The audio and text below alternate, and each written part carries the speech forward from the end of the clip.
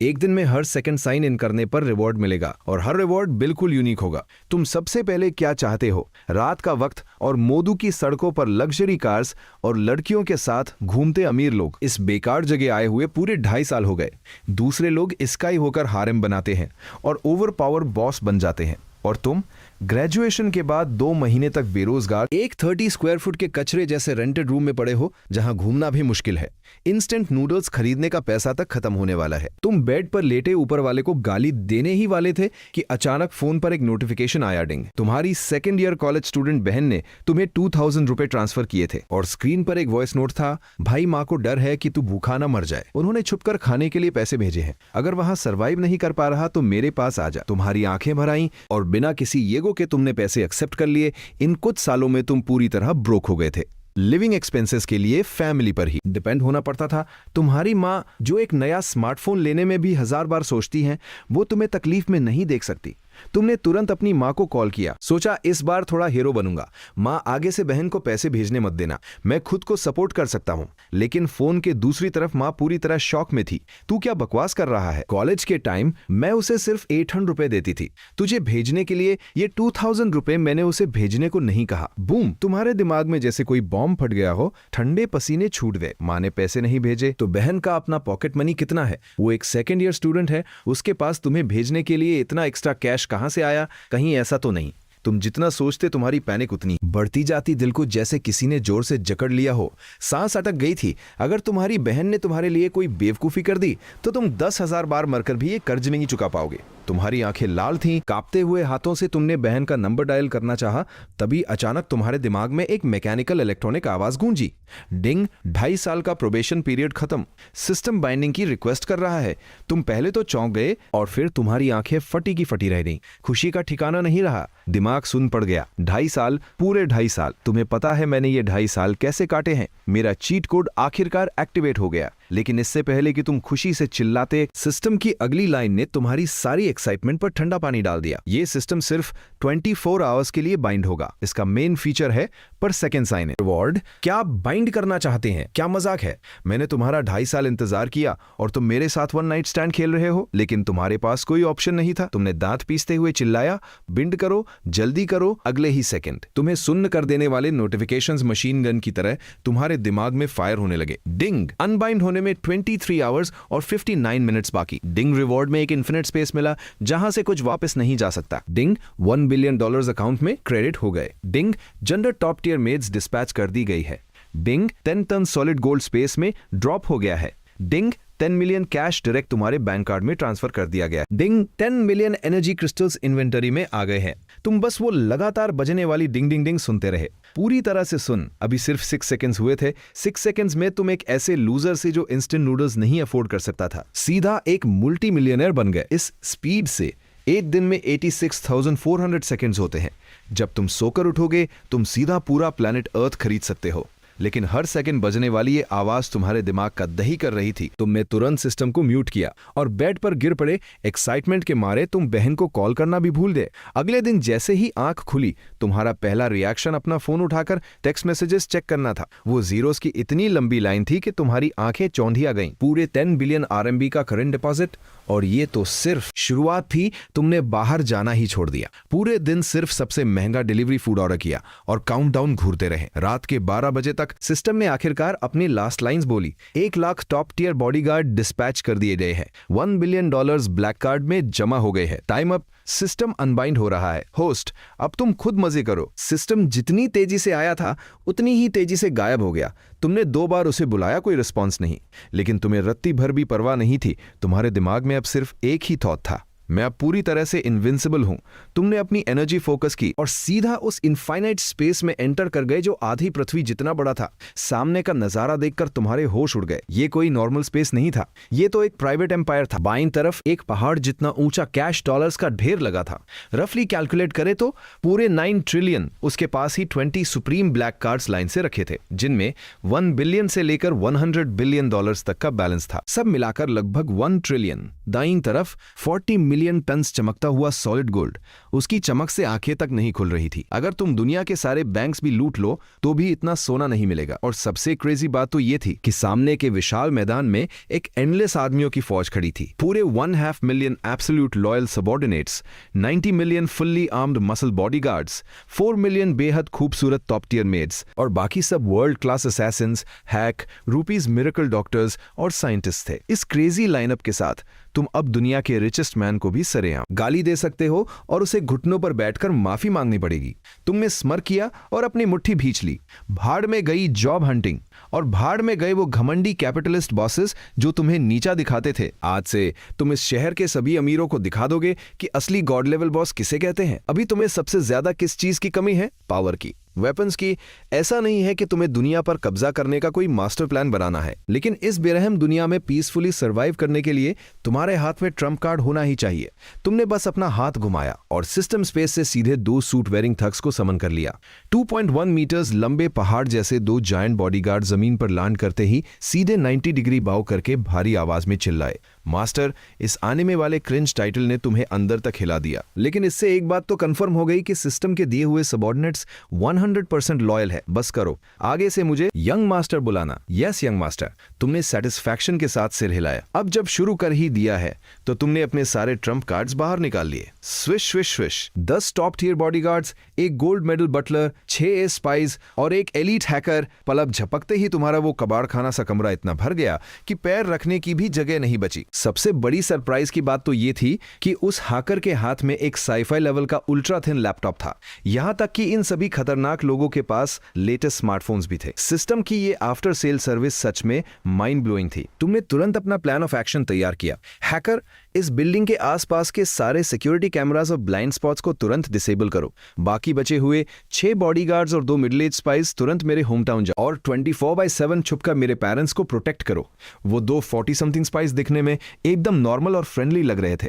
उन्हें अगर मोहल्ले की आंटीज के बीच छोड़ दो तो कोई शक नहीं करेगा। इंफॉर्मेशन निकालने के लिए एकदम परफेक्ट। Done young master. आसपास के सारे कैमरास हैक हो चुके हैं। हैकर की उंगलियां कीबोर्ड पर इतनी तेज चल रही थी कि सिर्फ ब्लर दिख रहा था। उसने कोल्डली रिपोर्ट किया। तुमने उन्हें काश का एक बंडल पकड़ाया और वहां से रवाना किया। फिर तुमने 4 ऐसे स्पाइस को सिलेक्ट किया जो बिल्कुल कॉलेज स्टूडेंट्स जैसे दिखते थे। तुम लोग 2 टीम्स में बंट जाओ और मेरी 2nd ईयर सिस्टर और 3rd year high school brother पर नजर रखो। ये कार्ड्स पकड़ो। फंडिंग की कोई टेंशन नहीं है। कोई भी प्रॉब्लम हो तो तुरंत बटलर को कांटेक्ट करना। पलक झपकते ही वो खचाखच भरा हुआ रेंटेड रूम खाली हो गया। अब वहां सिर्फ एक वफादार बटलर, सू लॉन्ग, तेज जीनियस हैकर, सूबे और 2 पर्सनल बॉडीगार्ड्स बचे थे। शॉबे, तुरंत एक 5 स्टार होटल बुक करो। मैं इस कचरे वाली जगह पर एक और सेकंड नहीं रुक सकता। कल हम सीधा कैश डाउन पेमेंट देकर एक लग्जरी मैंशन खरीदेंगे। तुमने पूरे एटीट्यूड के साथ ऑर्डर दिया, लेकिन तभी तुम्हें एक डेडली प्रॉब्लम का एहसास हुआ। ये सारे लोग हवा में से जादू की तरह प्रकट हुए थे। टेक्निकली ये सब गोस्ट अकाउंट्स थे। देश में ऐसे बिना आइडेंटिटी के घूमना प्रैक्टिकली इम्पॉसिबल है। आइडेंटिटी का सीन क्या तुम हैंडल कर सकते हो?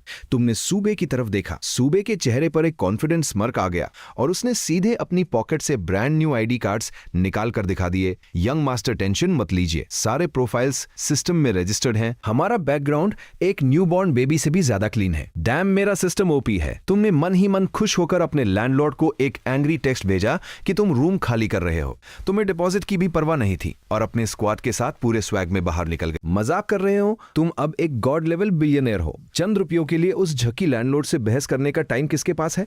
चौराहे पर पहुंचकर तुमने कैजुअली एक कैब बुक की। ड्राइवर ने खिड़की से सिर बाहर निकाला और तुम सब भारी भरकम आदमियों को देखकर उसका चेहरा पीला पड़ गया। अरे भाई लोगों, ये तो ओवरलोड हो जाएगा। मैं ये राइड एक्सेप्ट नहीं कर सकता। तुमने बिना एक शब्द कहे सीधा 100 to 100 के 2 कड़क नोटे निकाले और खिड़की से अंदर खिसका दिए। जो ड्राइवर एक सेकंड पहले रूल्स की बात कर रहा था, उसकी आंखें 200 वॉट के बल्ब की तरह चमक उठी। वो गिरगिट से भी तेज रंग बदला। अरे बॉस, आपकी नजर बहुत तेज है। सच बताऊं तो मेरी गाड़ी बनी ही ओवरलोड बर्दाश्त करने के लिए है। आप बस आराम से बैठिए। इतना कहकर उसने एक्सेलरेटर पर जोर से पैर दबाया और गाड़ी तीर की तरह हवा में उड़ने लगी। किसे पता था कि मुश्किल से 5 मिनट ही बीते होंगे कि सामने से ट्रैफिक पुलिस ने हाथ देकर सीधा गाड़ी रुकवा दी। ड्राइवर ने पीछे मुड़कर तुम्हें एक कॉन्फिडेंट लुक दिया, जैसे कह रहा हो, बॉस पैनिक मत होना, मैं हैंडल कर लूंगा। एक दिन में हर सेकंड साइन इन करने पर रिवॉर्ड मिलेगा और हर रिवॉर्ड बिल्कुल यूनिक होगा। तुम सबसे पहले क्या चाहते हो? जो लोग आगे की स्टोरी जानना चाहते हैं वो वूकोंग ब्राउजर डाउनलोड करके टाइटल सर्च कर सकते हैं। स्पेलिंग मिस्टेक मत करना। मैं रेगुलरली अपडेट करता रहूंगा। अगर तुम लोग लाइक और सपोर्ट करते रहे तो एंड तक अपडेट दूंगा। वहीं दूसरी तरफ लीमो पहले ही कॉरिडोर के एक ब्लाइंड स्पॉट में जा छुपा था। उसने अपना फोन निकाला और तुम्हारी बहन को परेशान किए जाने की फुटेज, साथ ही जांग हाओ की पूरी कुंडली एक एक डिटेल के साथ बिना कुछ छोड़े रिपोर्ट कर दी। इस वक्त मोदू के वेस्टर्न सबर्ब्स के एक लग्जरी मैंशन में तुम जेन्युइन लेदर सोफा पर रिलैक्स कर रहे थे और फोन पर रिपोर्ट सुन रहे थे। अचानक क्रैक, तुम्हारे हाथ में पकड़ा हुआ रेड वाइन का ग्लास चकनाचूर हो गया। मेरी सू लिंटियन की बहन को छेड़ने की हिम्मत! ये जांग हाओ तो सीधा अपनी मौत को दावत दे रहा है। उधर कब में खिड़की नीचे करते ही बाहर खड़ा ट्रैफिक कॉप भड़का हुआ था। अबे फिर से तू कल रेड लाइट क्रॉस की थी, आज सुबह ड्रंक ड्राइविंग चेक में पकड़ा गया और अब तू ओवरलोड करके स्ट्रीट रेसिंग कर रहा है। खुद को कोई रेसिंग गॉड समझता है क्या? लेकिन वो ड्राइवर भी एक नंबर का नौटंकी और स्ट्रीट स्मार्ट बंदा था। बिना झिझके सीधा बोला, ऑफिसर सर। रहम करो ऑफिसर सर, आप गलत समझ रहे हैं। पीछे बैठे बॉस की बीवी की डिलीवरी होने वाली है, वाटर ब्रेक हो चुका है, मैं तो मौत से रेस लगा रहा हूं। ट्रैफिक कॉप का चेहरा गुस्से से लाल हो गया। कहां जा रहे हो डिलीवरी के लिए? होटल। ड्राइवर के मुंह से बिना सोचे समझे निकल गया। पीछे बैठे तुम्हारे तो जैसे होश ही उड़ गए। होटल में कौन बच्चा पैदा करता है बे? क्या तुम्हारी बीवी प्रेसिडेंशियल स्वीट में डिलीवरी करेगी? कॉप भी अपना सिर खुजाने लगा। उसने झट से एक चालान फाड़ा, निकल यहां से। अगली बार पकड़ा गया ना तो सीधा ड्राइविंग लाइसेंस कैंसिल कर दूंगा। ड्राइवर को बत्तीसी दिखाते हुए चालान लेकर वापस गाड़ी स्टार्ट करते देख तुम्हारी आंखें फटी रह गईं। ये दुनिया सच में एक बहुत बड़ा कॉमेडी सर्कस। पूरे रास्ते का ड्रामा झेलने के बाद तुम आखिरकार उस 5 स्टार होटल के प्रेसिडेंशियल स्वीट के सॉफ्ट किंग साइज बेड पर लेट गए।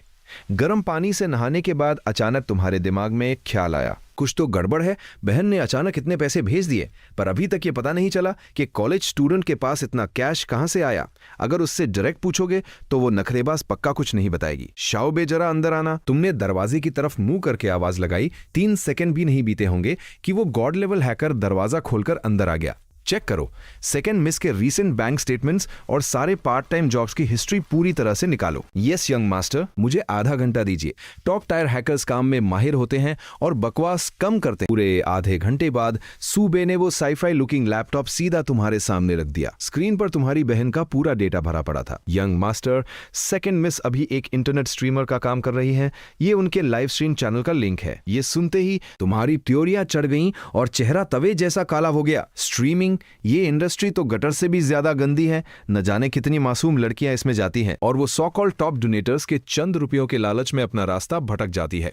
आखिर में उनकी हड्डियां तक नहीं बचती। तुम अपनी सगी बहन को इस दलदल में फंसने की इजाजत कभी नहीं दे सकते। तुमने तुरंत अपना फोन निकाला और पूरी किलर इंस्टिंक्ट के साथ चिंग चिंग ग्रासलैंड लेजी किंग नाम का अकाउंट सर्च किया। ये कैसा अजीब नाम है। तुम्हारी सारी माफिया बॉस वाली वाइब ही खराब कर दी। लेकिन जैसे ही तुमने प्रोफाइल ओपन किया, तुम्हारे धड़कते हुए दिल को थोड़ी तसल्ली मिली। ये लड़की तो अभी मुश्किल से 200,000 फॉलोअर्स वाली एक छोटी मोटी इन्फ्लुएंसर है।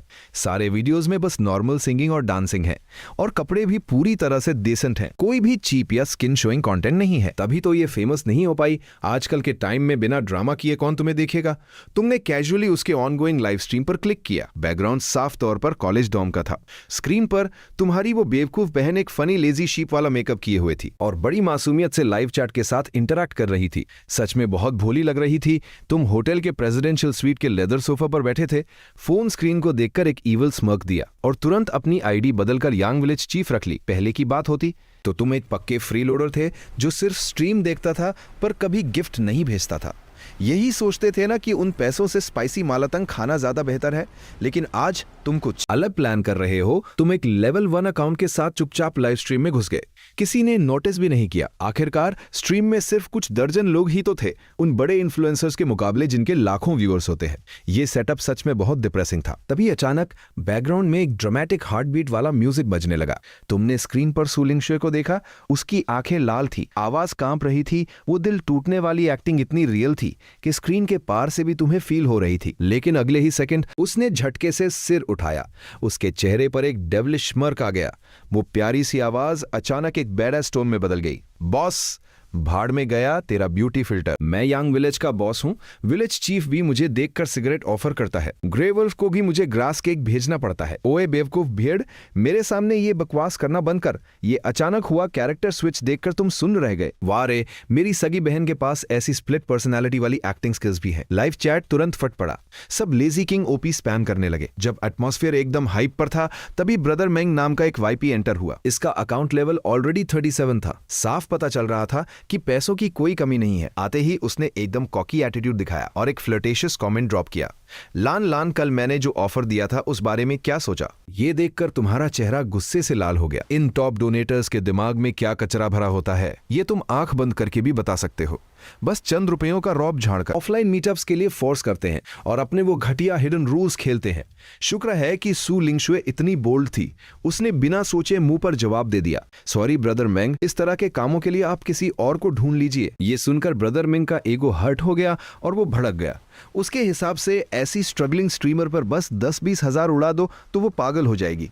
उसने एक कोल्ड स्नॉट दिया और ओपन चैलेंज दे डाला, इस लाइव स्ट्रीम का टॉप रैंक 1 में ही रहूंगा। कोई भी इसे छीनने की कोशिश मत करना। और फिर उस बेवकूफ ने सीधा 3000 का एक कार्निवल गिफ्ट मार दिया। स्क्रीन पर फ्लैशी इफेक्ट्स उड़ने लगे। कुछ छोटे डोनेटर्स ने उसे चैलेंज करने की कोशिश की, लेकिन ब्रदर मेंग ने उन पर पैसों की बारिश कर दी। 5 कार्निवल्स, 10 कार्निवल्स, कुछ ही मिनट्स में 10,000 से ज्यादा रुपए पानी की तरह बहा दिए गए।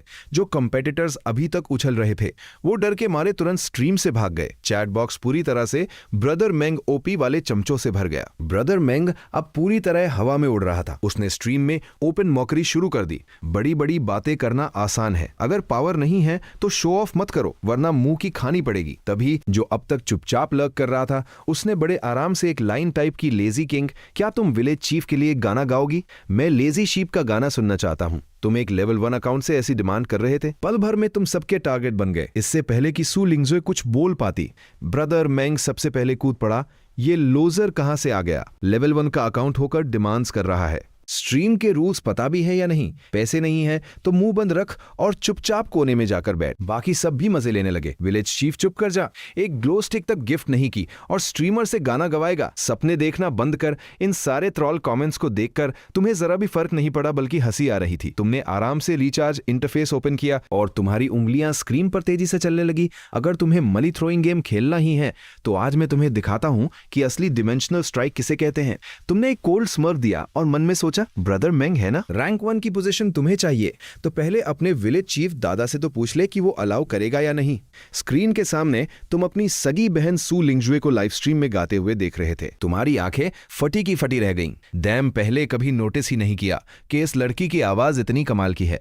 कोई शक नहीं कि ये इस इंडस्ट्री में सर्वाइव कर पा रही है। 3 मिनट का गाना खत्म होते ही पूरी चैट बॉक्स वंस मोर चिल्ला रही थी।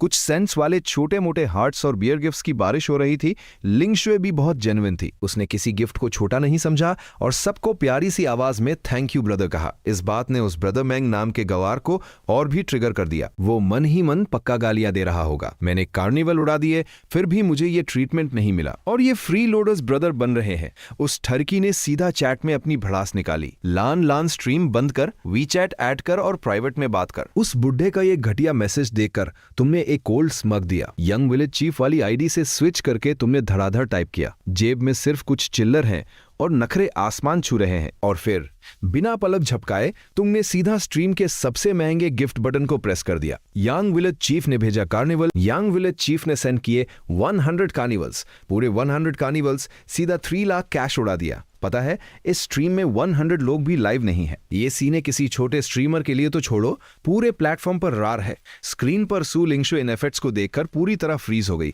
अपनी चेयर पर जम गई। उसका मुंह इतना खुला था कि एक अंडा फिट हो जाए। नॉर्मल दिनों में एक कार्निवल का शैडो तक नहीं दिखता और आज लगता है गॉड ऑफ वेल्थ खुद आशीर्वाद दे रहे हैं।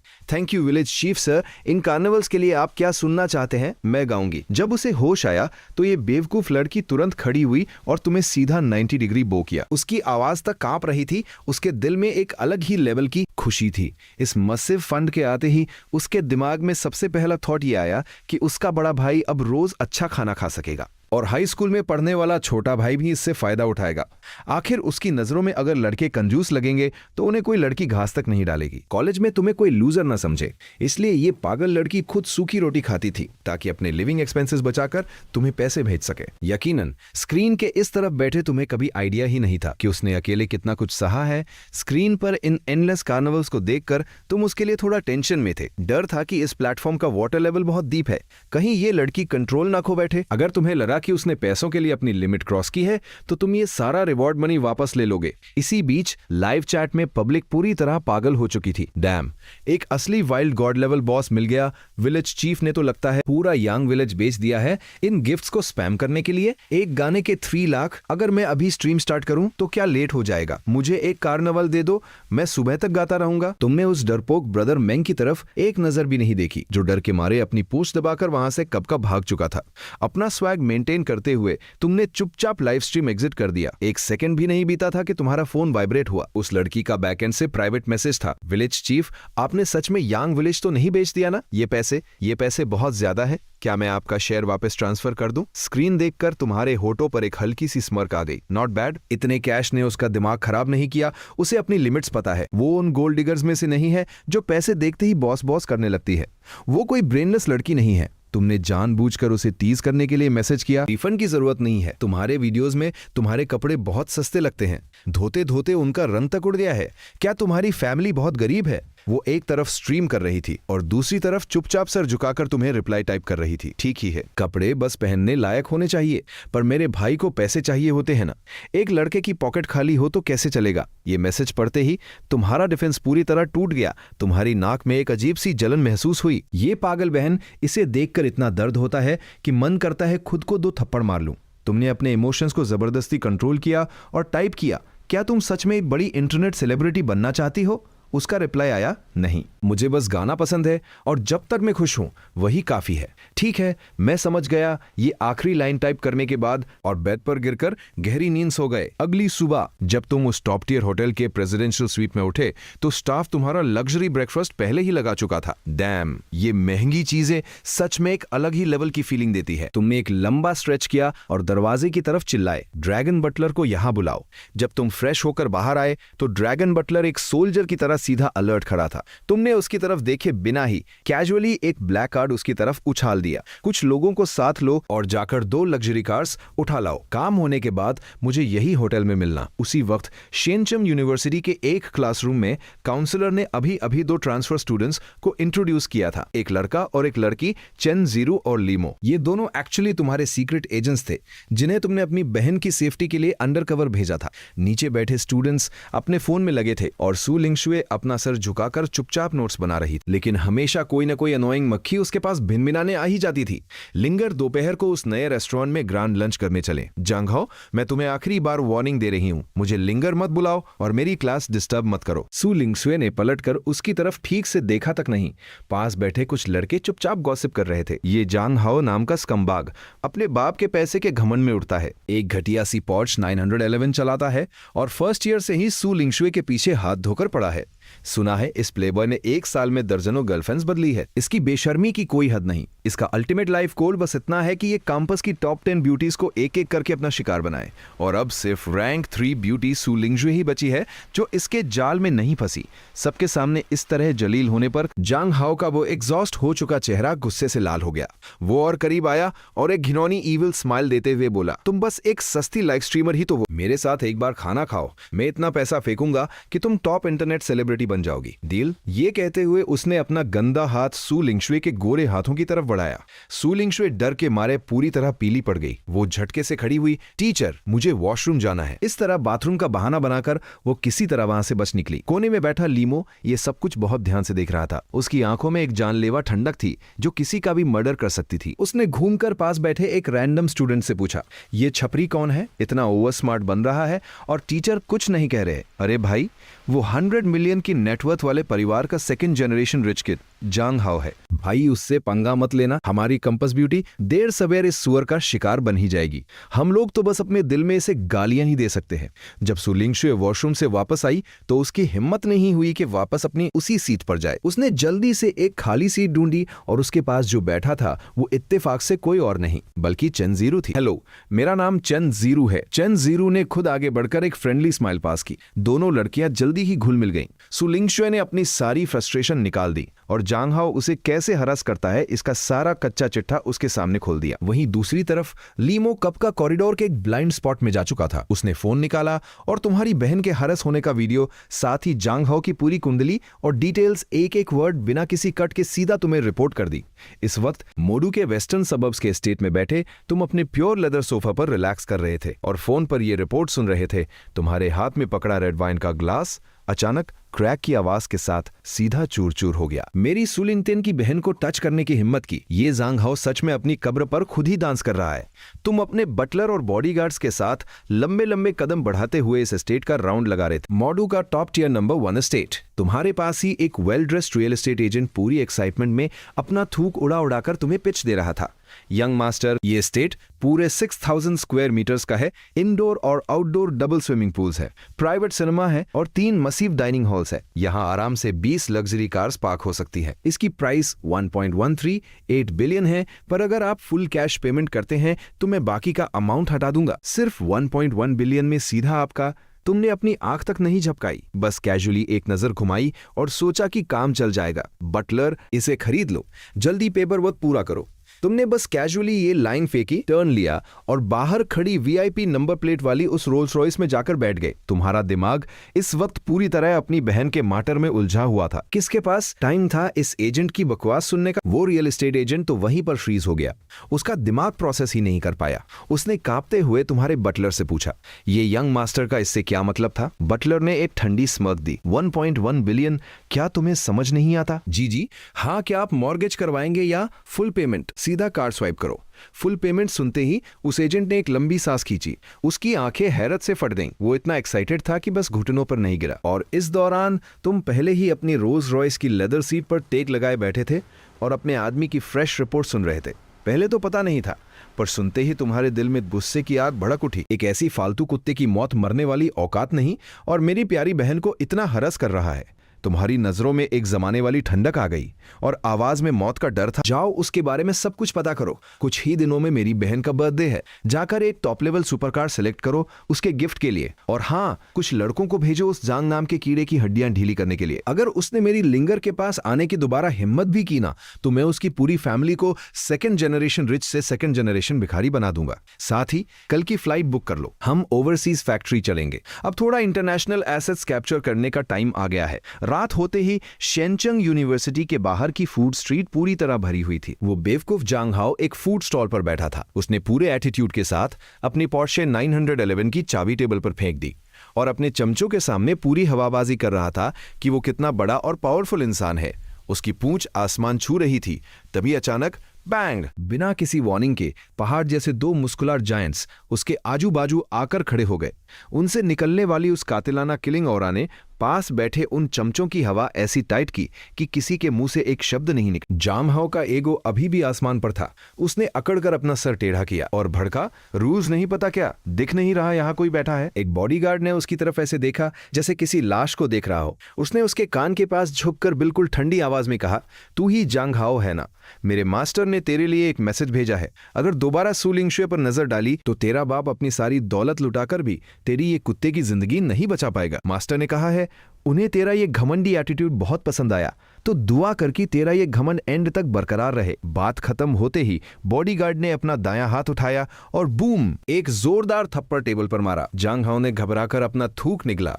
ठंडा पसीना उसकी पीठ को भिगा चुका था। उसने अपनी आंखों से देखा कि वो पूरी 2 सेंटीमीटर मोटी टेम्पर्ड ग्लास टेबल क्रैक की आवाज के साथ सीधा स्पाइडर वेब की तरह पूरी तरह से क्रैक हो चुकी थी। अगर ये थप्पड़ उसके दिमाग पर पड़ता तो उसका भेजा तक बाहर आ जाता। बॉडीगार्ड्स के वहां से निकलते ही जांग हाओ के पैर डर के मारे पूरी तरह अपने अपने माथे का पसीना पोंछ रहा था, लेकिन उसकी आंखों में एक घटिया सी चमक थी। ये बंदा उनमें से था जो मौत देखे बिना सुधरते नहीं है। वो अपने दिमाग में अभी भी डर्टी प्लान बना रहा था। अगर फोर्स से काम नहीं आई तो मैं इसमें ड्रग मिला दूंगा। एक बार मैं उसके साथ क्रॉस लाइन कर दूं तो क्या वो सच में मुझे मार देगा? बगल में बैठा उसका चमचा कांपती हुई आवाज में बोला, हाउ हाउ ब्रो। वो कौन थे? वो लोग तो सच में बहुत खतरनाक लग रहे थे। जांग हाओ अपनी औकात छिपाने के लिए झूठी हवाबाजी कर रहा था। मेरे बाप के नए बॉडीगार्ड्स होंगे, मुझे कल घर खाने पर बुलाने आए होंगे। चमचों ने चुपचाप अपनी आंखें रोल की और दिल में गाली दी, क्या हमें अंधा समझ रखा है? उस एक थप्पड़ ने तेरा स्कल उड़ा ही दिया था और तू इसे घर पर खाना खाना कहता है? तू तो अपना आखिरी खाना खाने वाला है। दूसरी तरफ तुम्हारी बहन इन सब चीजों से पूरी तरह अनजान थी। वो अभी अभी एक मस्त वार्म शावर लेकर आई थी और गाना गुनगुनाते हुए अपनी स्ट्रीम स्टार्ट करने की तैयारी कर रही थी। और जहां तक तुम्हारी बात है, तुम कब का उस 1.1 बिलियन के टॉप टियर एस्टेट में शिफ्ट हो चुके थे। तुमने अपना दिमाग चलाया और इस मसीव एस्टेट में अचानक 26 top maids, 8 Michelin star chefs, 16 fully armed bodyguards enter हो चुके थे। यहां तक कि प्राइवेट डॉक्टर और एक टॉप लेवल ब्यूटी मैनेजर भी सेटअप हो चुकी थी। तुम उस बड़ी सी ग्लास विंडो के सामने खड़े होकर मोडू की चमकती नाइट सिटी को देख रहे थे।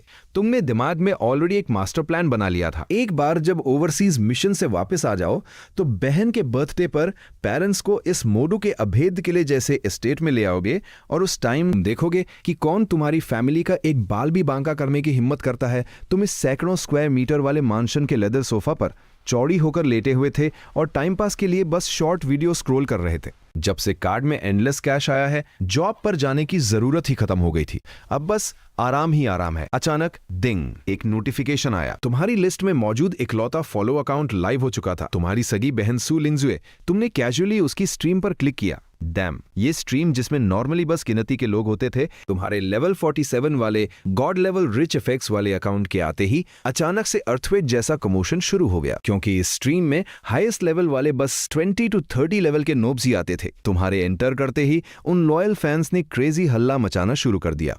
पूरी स्क्रीन पर बस पागलों वाले कमेंट्स थे।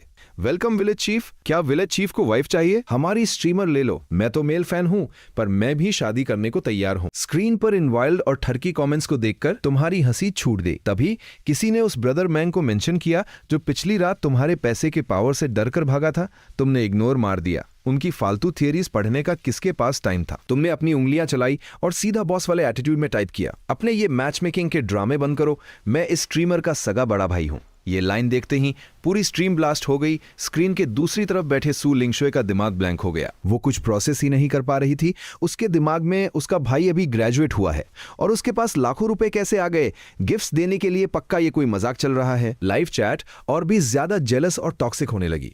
सब मजे ले रहे थे कि तुम इस छोटी लड़की को अपनी गॉड सिस्टर बना लो। तुमने अपनी आइडेंटिटी एक्सप्लेन करने का आलस ही आ रहा था। तुमने भी इस फ्लो के साथ जाते हुए सीधा एक एटीट्यूड वाली लाइन फेंक दी।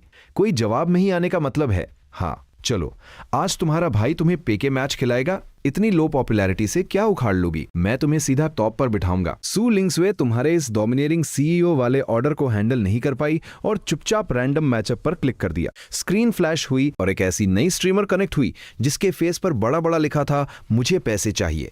सामने वाली स्ट्रीम की पॉपुलैरिटी यहां से डबल थी। उनके रैंक बोर्ड पर सारे 30+ लेवल के पुराने हेवी स्पेंडर्स बैठे थे। उस ग्रीन टी वाली फेक लड़की ने मुंह खोला ही था कि तुम्हें उल्टी आने लगी। ओ ये मेरे प्यारे ब्रदर्स, सामने वाली स्ट्रीम कितनी वीक है ना, प्लीज मेरी हेल्प करो और उन्हें हरा दो। उसकी उस ओवर एक्टिंग और फेक बेबी वॉइस ने तो शायद उसके नंबर 1 फैन को ब्रेन डैमेज ही दे दिया होगा। तुमने कोल्ड स्मक दिया। ऐसी अटेंशन सीकर और चीप हरकतें करने वाली लड़की से बात करने का क्या पॉइंट? अपना स्टाइल तो सीधा 1 हिट किल करने का है। तुम्हारी उंगलियां बिना रुके स्क्रीन पर टैप करने लगी। बूम, पूरे 100 कार्निवल्स ऐसे डैजलिंग इफेक्ट्स स्क्रीन पर गिरे जैसे उनकी कोई औकात ही ना हो, बस फ्री में बरसाए जा रहे हो। ऑपोजिट स्ट्रीम का प्रोग्रेस बार जो एक सेकंड पहले हवाबाजी कर रहा था, तुमने उसे इंस्टेंटली ऐसी डेडलाइन में क्रश कर दिया कि उसमें गैप तक नहीं बचा। तुम्हारा अकाउंट लेवल डायरेक्ट रॉकेट की तरह शूट होकर लेवल 52 पर जा पहुंचा। स्क्रीन के सामने बैठी सू लिंगशुए की आंखें फटकर बाहर आने को थी। डर के मारे उसके छोटे हाथ हिलने लगे। उसे टेंशन होने लगी कि कहीं इस सो कॉल्ड बड़े भाई की इंटेंशंस उसके लिए गलत ना हो। और लाइव चैट के पब्लिक ने तो अपना आपा ही खो दिया था। पूरा चैट सेक्शन कंप्लीटली बर्स्ट हो चुका था। Dam, village chief boss level OP, ये तो साला जिंदा गॉड ऑफ वेल्थ धरती पर उतर आया है। एक साथ 4 लेवल जंप, ये बिल्कुल ब्रूटाल था। कुछ मत बोलो, बस आगे स्पैम करते रहो। वहीं सामने वाली उस फेक बेबी वॉइस वाली लड़की को देखा जो एक सेकंड पहले अग्रेसिव होकर वोट मांग रही थी। अब इस मसीव वोट गैप को देखकर शॉक के मारे उसके फेस पर लगा पाउडर तक झड़ने लगा। उसके वो सारे ब्रोक स्पॉन्सर्स अगर मिल भी जाएं तो वो तुम्हारे एक लेग हेयर के बराबर भी नहीं थे। उस ग्रीन टी बिच ने अपना दिमाग लगाया और अपने खुद के फैंस को इग्नोर करते हुए सीधा कैमरा से पीछे हटी। उसने एक ऐसी व्हाइट टॉप पहनी जो कुछ ज्यादा ही रिवीलिंग और छोटी थी और बाउंस करते हुए आके डायरेक्ट कैमरा के सामने अपने एसेट्स शो ऑफ करने लगी। साफ था कि वो स्क्रीन के थ्रू तुम्हारे जैसे एक असली गॉड लेवल बॉस को सिड्यूस कर रही थी। सु लिंगजुए ने ऐसी बेशर्मी पहले कभी नहीं देखी थी। शर्म से उसका छोटा चेहरा लाल हो गया। क्लिक, उसने घबराकर जबरदस्ती स्ट्रीम डिस्कनेक्ट कर दी। सामने वाली उस लड़की के थर्स्टी डेस्परेट मेल फैंस पूरी तरह तिल्ट हो गए। वो सब एक ही बार में तुम्हारी बहन की स्ट्रीम में घुस आए और भिखारियों की तरह गिड़गिड़ाने लगे, लग्जरी कार स्पैम करके रिकनेक्ट करने की मांग करने लगे। तुम स्क्रीन पर चल रहा ये ड्रामा देख रहे थे, पर तुम्हारे दिल में एक इमोशन भी नहीं था, बल्कि हंसी आ रही थी। तुमने कोडली सिर्फ 4 वर्ड्स टाइप किए, नेक्स्ट पे के कंटिन्यू करो, और तुमने सु लिंगजुए को पे के अरेना में सीधा अनस्टॉपेबल किलिंग स्ट्रीक पर डाल दिया। सामने कोई भी हो, तुम्हारे स्टाइल के मुताबिक तुम सीधे 100 कार्निवल्स उनके मुंह पर मारते थे। तुम ओपोनेंट को पूरी तरह जमीन पर धूल चटा देते। उन्हें काउंटर अटैक का एक चांस तक नहीं मिलता था। स्ट्रीम की पॉपुलैरिटी कंप्लीटली ब्लास्ट हो चुकी थी। तुम्हारा वो अकाउंट देखते ही देखते लेवल 59 पर शूट हो चुका था और लेवल 60 के माइलस्टोन से बस एक स्टेप दूर था। नीचे चैट बॉक्स में लोग पागल हुए जा रहे थे और तुम्हें गॉड मानकर पूज रहे थे। विलेज चीफ अल्टीमेट बॉस है, ये अपग्रेड स्पीड लिटरली इनसेन है। सु लिंगजुए कैमरा के सामने बैठी हुई कंप्लीटली नम हो चुकी थी। एक ही रात में 1 मिलियन से ज्यादा उड़ा दिए गए। ये उस जैसे रुकी स्ट्रीमर के लिए एक ऐसा एस्ट्रोनॉमिकल फिगर था जिसके बारे में वो सपने में भी नहीं सोच सकती थी। पहले तो उसने सोचा था कि इस मैच के बाद सीधा ऑफलाइन चली जाएगी, पर किसे पता था कि 3 सेकंड्स बाद रैंडम मैच मेकिंग ने एक ऐसा ओपोनेंट ढूंढ लिया जिसने स्ट्रीम में एक धमाकेदार एटमॉस्फेयर सेट कर दिया। सामने एक हैंडसम सूट पहने मेल स्ट्रीमर था जिसके पीछे एक काफी प्रोफेशनल स्टेज सेटअप था। उसके 1 मिलियन से भी ज्यादा फॉलोअर्स थे और उसकी स्ट्रीम की पॉपुलैरिटी तुम्हारी बहन की स्ट्रीम से 10 फोल्ड ज्यादा थी। पर सबसे ज्यादा कॉमेडी की बात तो ये थी कि शार्प आइड फैंस ने इंस्टेंटली पहचान लिया कि वहां उनके रैंक बोर्ड पर टॉप पे बैठा वो ब्रदर मेंग, वही लूजर था ना जो थोड़ी देर पहले डर के मारे पूंछ दबाकर भाग गया था। ब्रदर मेंग ने जैसे ही ये देखा, उसका सारा पुराना और नया गुस्सा भड़क उठा। उसने देखा कि उसके साइड न सिर्फ 1 मिलियन फॉलोअर्स वाला बड़ा स्ट्रीमर है, बल्कि रैंक बोर्ड पर एक लेवल 66 का वीआईपी बॉस भी बैठा है। उसका कॉन्फिडेंस अचानक आसमान छूने लगा। तुम्हारे जैसे लेवल 59 को कुचलना तो उसके लिए एक चींटी मसलने जितना आसान था। इस लूजर ने तुरंत हवाबाजी शुरू कर दी और उस मेल स्ट्रीमर को कुत्ते की तरह भौंकने पर लगा दिया। ओए, सामने वाली छोटी भेड़ कान खोलकर सुन ले, तुरंत सरेंडर कर दे चुपचाप, ब्रदर मेंग से माफी मांग, कुछ गाने गाकर सुना तो मैं अपने भाइयों से कहकर तुझे कुछ फॉलोज दिलवा दूंगा। बोल क्या ख्याल है? इस घटिया और घमंडी शक्ल को देखकर तुम्हारी तो हंसी छूट गई। किसी ने पेके के लिए फोर्स थोड़ी किया था और तू आते ही फायदा उठाना चाहता है? क्या ये सिर्फ तुम्हें नीचा दिखाकर शो ऑफ करने और पैसे छापने की चाल नहीं है? तेरी औकात भी है। सु लिंगजुए ने सामने इतनी पब्लिक देखी तो डरते हुए तुम्हें एडवाइस किया कि शायद हमें ये फाइट नहीं करनी चाहिए, लेकिन तुम ये बेइज्जती कैसे बर्दाश्त कर सकते थे? तुमने सीधा प्राइवेट मैसेज में एक लाइन फेंक मारी, इन्हें बुरी तरह धो डालो, बिल्कुल पीछे मत हटना। तुमने उसे कहा कि पहले फाइट खत्म होने दो, फिर इनकी अच्छे से बेइज्जती करना और सीधा किक आउट कर देना। तुमने अपना माइक ऑन करने की भी जहमत नहीं उठाई, बस अपनी उंगली घुमाई और बैकएंड से रिचार्ज चैनल ओपन कर लिया। सिंगल लिमिट 3 मिलियन की थी और तुमने बिना पलक झपकाए किसी ऑटो क्लिकर की तरह लगातार 10 बार ताप कर दिया। पूरे 30 मिलियन इंस्टेंटली लोड हो गए। तुमने बिना कुछ सोचे पब्लिक स्क्रीन पर एक बेहद आरोगेंट और भौकाली लाइन फेंक दी, यंग विलेज के भाइयों, सब के सब अपनी स्क्रीन रिकॉर्डिंग ऑन कर लो, आज मैं तुम्हें दिखाऊंगा कि असली गॉड लेवल बॉस क्या होता है। ये कमेंट आते ही स्ट्रीम में बैठे सब लोगों की सांसें अटक गईं। फैंस पूरी तरह पागल हो गए। उन्हें लगा तुम अपनी जमीन जायदाद गिरवी रखकर ये हार्ड फाइट लड़ने वाले हो, लेकिन रिजल्ट तो जैसे ही पे के मीटर सामने आया, ऑपोजिट साइड वाले वो बिग बॉसेस अपने प्राइवेट ग्रुप में चिल्लर गिन रहे थे। मैं 300 कार्निवल्स डालकर टेस्ट करता हूं, मैं थोड़ा रिस्क लेकर 200 और मिला देता हूं। उनका कैलकुलेटर एकदम परफेक्ट चल रहा था। उन्हें लगा 1000 कार्निवल्स इकट्ठा करके 3 मिलियन फेंकेंगे तो तुम्हें पूरी तरह डिस्ट्रॉय कर देंगे, लेकिन तुमने इन गरीब लूजर्स को अपना मूव चलने का चांस ही नहीं दिया। तुम्हारी उंगली स्वाइप हुई और गिफ्ट इफेक्ट्स ने सीधा सर्वर ही क्रैश कर दिया। Young village chief sent carnival into 1000। पूरे 8000 कार्निवल्स किसी खूंखार तूफान की तरह इंस्टेंटली पूरी स्क्रीन पर बरस पड़े। 24 मिलियन का असली कैश कुछ ही सेकंड्स में पानी की तरह बहा दिया। तुमने ऑपोजिट साइड के प्रोग्रेस बार को कुचलकर एक इनविजिबल डेडलाइन में बदल दिया। वहां शमशान जैसा सन्नाटा छा गया। वो मेल स्ट्रीमर जो एक सेकंड पहले अपना थूक उड़ाते हुए वोट्स मांग रहा था, उसकी फेक स्माइल चेहरे पर ही जम गई। वो डर के मारे किसी मरी हुई लाश की तरह अपनी चेयर पर पसर गया। ऑपोजिट साइड वाले रैंक 1 बॉस की उंगली तो स्क्रीन पर हवा में ही लटक गई। माथे से ठंडे पसीने टपकने लगे। ब्रदर मेंग तो डर के मारे अपना थूक निगल रहा था। अंदर ही अंदर रिग्रेट से उसकी हालत खराब थी। क्या उन्होंने किसी चट्टान से पंगा ले लिया? नहीं, उन्होंने सीधा एक न्यूक्लियर बॉम्ब पर लात मार दी थी। 20 मिलियन को गोभी टमाटर की तरह बाहर फेंक रहा है। ये इंसान आखिर किस लेवल का मॉन्स्टर है? ऑपोजिट साइड के वो 1 मिलियन से ज्यादा फैंस मौके पर ही टूट गए। सबने एक साथ सरेंडर कर दिया और घुटनों पर आ गए। वो पागलों की तरह सू लिंगजुए की स्ट्रीम में घुसकर चिल्लाने लगे, डैडी विलेज चीफ ओपी। मुझे तो पहले से ही वो स्ट्रीम पसंद नहीं थी। मैं तो यांग विलेज ज्वाइन करने आया हूं। कमेंट्स ने स्क्रीन को पूरी तरह फाड़ कर रख दिया। सू लिंगजे की स्ट्रीम की वॉचिंग सीधा 3 गुना हो गई और इस वक्त सू लिंगजे तुम्हारे अकाउंट पर चमकते हुए मार्क्स लेवल 75 के बैच को देखकर पूरी तरह सुन पड़ चुकी थी। अनगिनत कार्निवल्स जिन्हें गिना भी नहीं जा सकता था। 2 दिनों के अंदर 20 मिलियन से ज्यादा सीधा उसके सिर पर बरसा दिए गए। उसने सपने में भी इतने जीरोस देखने की हिम्मत नहीं की थी, लेकिन उसके दिल में खुशी नहीं थी, बल्कि वो पूरी तरह पैनिक कर रही थी। आखिर इस दुनिया में फ्री में कुछ भी नहीं मिलता। ये ऑप बॉस आखिर उससे चाहता क्या है? तुम अपने अकाउंट में उस लंबी सी नंबर्स की सीरीज को देखकर इरिटेट हो रहे थे। तुमने अपना दिमाग नहीं लगाया और सीधा अपना सारा कमीशन उस छोटी स्ट्रीमर की तरफ फेंक दिया। देखो तुमने उस बेचारी छोटी स्ट्रीमर को कितना डरा दिया। उसके हाथों में पसीना आ गया था और वो कांपती हुई एकदम क्लूलेस खड़ी थी। आखिर तुमने बस हाथ घुमाकर टेंस ऑफ मिलियंस की टिपिंग कर दी थी। ऐसा सीने किसने देखा था भाई? स्ट्रीम में बैठे व्यूअर्स तो पूरी तरह से ब्लास्ट हो चुके थे। कोई कमेंट कर रहा था, विलेज चीफ ये कैसा रिवॉर्ड है? क्या आप चाहते हो वो आपके बच्चे की मां बने? कुछ लोग ट्रोल कर रहे थे, समझ गए ये क्रॉस स्पीशीज सुपर पावर पूरी तरह समझ में आ गई। तुमने इन फालतू कमेंट्स को पूरी तरह इग्नोर मारा और सीधा स्ट्रीम से एग्जिट कर लिया। ऑफलाइन जाते ही तुम्हारा बैकएंड इनबॉक्स पूरी तरह फट पड़ा। 99 प्लस मैसेजेस पर क्लिक किया तो देखा वो सब अलग अलग इन्फ्लुएंसर्स की भेजी हुई एक्सपोजिंग फोटोज थी। उनका लेवल इतना गंदा था कि तुम्हारा दिमाग खराब हो गया।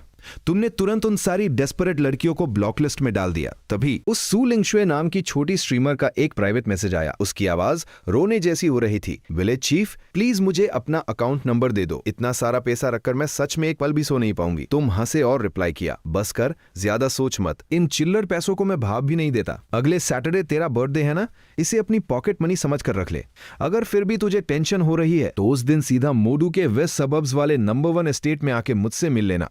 मैंने तेरे लिए एक सरप्राइज प्लान किया है। तुमने तो ये बात बड़ी कैजुअली बोल दी, लेकिन सामने उस लड़की की धड़कनें रुकने वाली थी।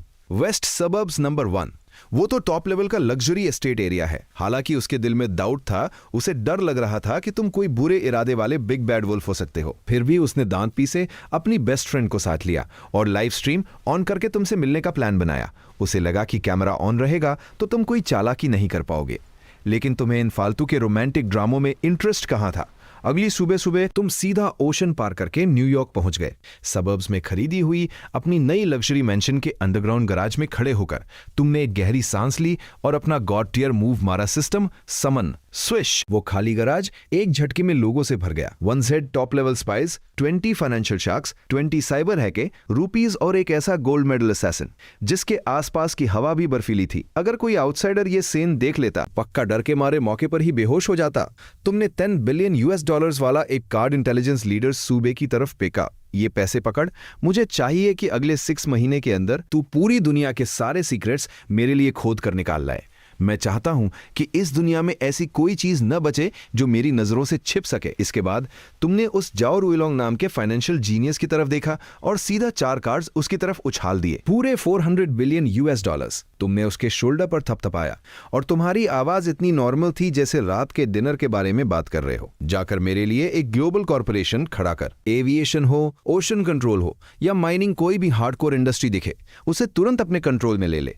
पैसे कमाना मेरा टारगेट नहीं है। मुझे एब्सोल्यूट कंट्रोल चाहिए, अंडरस्टैंड? जाओ रुइलोंग की आंखें फटी की फटी रह गईं। उसमें अपनी जिंदगी में ऐसा बॉस नहीं देखा था जो इस तरह पैसों की बारिश करता हो। आखिर में तुमने उस रॉबर्ट नाम के फॉरेन असैसिन की तरफ देखा। तुम्हारी आंखों में बर्फ जैसी ठंडक थी। इस कार्ड में 50 बिलियन है। आज के बाद जो भी कूड़ा मेरे रास्ते में आएगा उसे साफ करने का काम तेरा है। मैं हर दिन तुझे 300 टॉप लेवल असैसिन्स दूंगा। मैंने ऑर्गेनाइजेशन का नाम भी सोच लिया है, राक्षस। ये सब सेटअप करने के बाद तुमने एक सिगरेट जलाई और धुएं का एक कश बाहर छोड़ा। जब तुम गराज से बाहर निकले तो किसी ने सपने में भी नहीं सोचा था कि ग्लोबल पावर को हिलाकर रख देने वाले दो खतरनाक ऑर्गेनाइजेशंस, इंटेलिजेंस डार्क वेब और एसेसिन गिल्ड राक्षसा, बस तुम्हारे एक हाथ घुमाने से बन चुके थे। जहां तक पैसों की बात है तुम्हारी नजरों में इस प्लैनेट के बाहर वो रद्दी कागज से भी बदतर है। तुम्हारा अल्टीमेट गोल तो पूरा यूनिवर्स है। वैसे तुम यहां सिर्फ अपनी बहन के लिए एक नॉर्मल सी कार खरीदने आए थे, लेकिन जैसे ही तुम इस फाइनेंशियल हब के टॉप लेवल ऑटो एक्सपो में घुसे, डैम, जो $1 मिलियन लग्जरी कार सड़कों पे हवाबाजी करती है, वो यहाँ कबाड़ के भाव लग रही थी। इस जगह का बार इतना हाई था कि बिना तगड़ी नेटवर्थ के तुम अंदर पैर भी नहीं रख सकते। सीधा रूल था, गरीबों की नो एंट्री। तुम अपने बटलर और बॉडीगार्ड्स के साथ एक राउंड लगा रहे थे। सच कहूं तो ये सुपर कार्स तुम्हारे स्टैंडर्ड से मैच नहीं कर रही थी। जो इंसान रोज रोयस के प्रीमियम सोफा पर बैठता हो, वो खुद ड्राइव करने का टॉर्चर क्यों ही सहेगा। लेकिन फिर तुमने सोचा, ड्राइव करना पसंद न होना और कलेक्शन में न होना, ये दो बिल्कुल अलग बातें हैं। तुम्हारी नजर सामने खड़ी उस एकदम बैडएस कार पर टिक। वो एकदम किलर लुक वाली आस्टन मार्टिन, वो बिल्कुल तुम्हारी वाइब से मैच कर रही थी। बगल में खड़ा वो फॉरेन सेल्समैन तुम्हारा ऑरा देखकर किसी पालतू कुत्ते की तरह हाथ मलता हुआ पास आ गया। वो अभी अपनी प्रोफेशनल नॉलेज झाड़ने ही वाला था कि तुमने सीधा हाथ हिलाकर उसे रोका बकवास बंद कर। क्या इमीडिएट डिलीवरी मिलेगी? वो फॉरेनर तो सन्न रह गया। उसने सोचा ये एशियन रिच किड कुछ ज्यादा ही डायरेक्ट नहीं है। उसने जल्दी से अपना सिर हिलाया और झुककर बोला, यस सर, आपको शोरूम की जो भी गाड़ी पसंद हो। तुमने एक कोल्ड स्मग दिया। तुम्हारा अगला मूव वहां खड़े सब लोगों के होश उड़ाने वाला था। तुम अपनी उंगली से ऐसे पॉइंट कर रहे थे जैसे सड़क किनारे ढाबे पर ऑर्डर दे रहे हो। ये मार्टिन, ये बुगाटी और वो दोनों फिरारी लफेरारी, ब्लैक और रेड मुझे दोनों चाहिए। ओ रेड, उन दोनों कॉनिक 6 को भी पक कर दे। उस फॉरेनर की आंखें तो फटकर बाहर आने वाली थी। वो मुंह से ओ माय गॉड चिल्ला रहा था। वो तुम्हें ऐसे देख रहा था जैसे साक्षात गॉड ऑफ वेल्थ सामने आ गए हो। उसका बस नहीं चल रहा था कि वो मौके पर ही घुटनों पर गिर पड़े। पर तुम एकदम चिल थे। तुमने सीधा बटलर को कार्ड स्वाइप करने भेज दिया। इसके साथ ही तुम्हें एक टॉप वीआईपी ऑक्शन का इन्विटेशन भी मिल गया। पैसों से तुम्हें रत्ती भर भी फर्क नहीं पड़ रहा था। तुम तो बस इन गवार फॉरेनर्स के शौक वाले एक्सप्रेशंस एंजॉय कर रहे थे। तुमने सोचा था कि आज का दिन शांति से ऐसे ही निकल जाएगा, लेकिन किसे पता था कि जब तुम लग्जरी मॉल में शॉपिंग करने जाओगे तो एक एकदम रिडिकुलस इंसिडेंट हो जाएगा।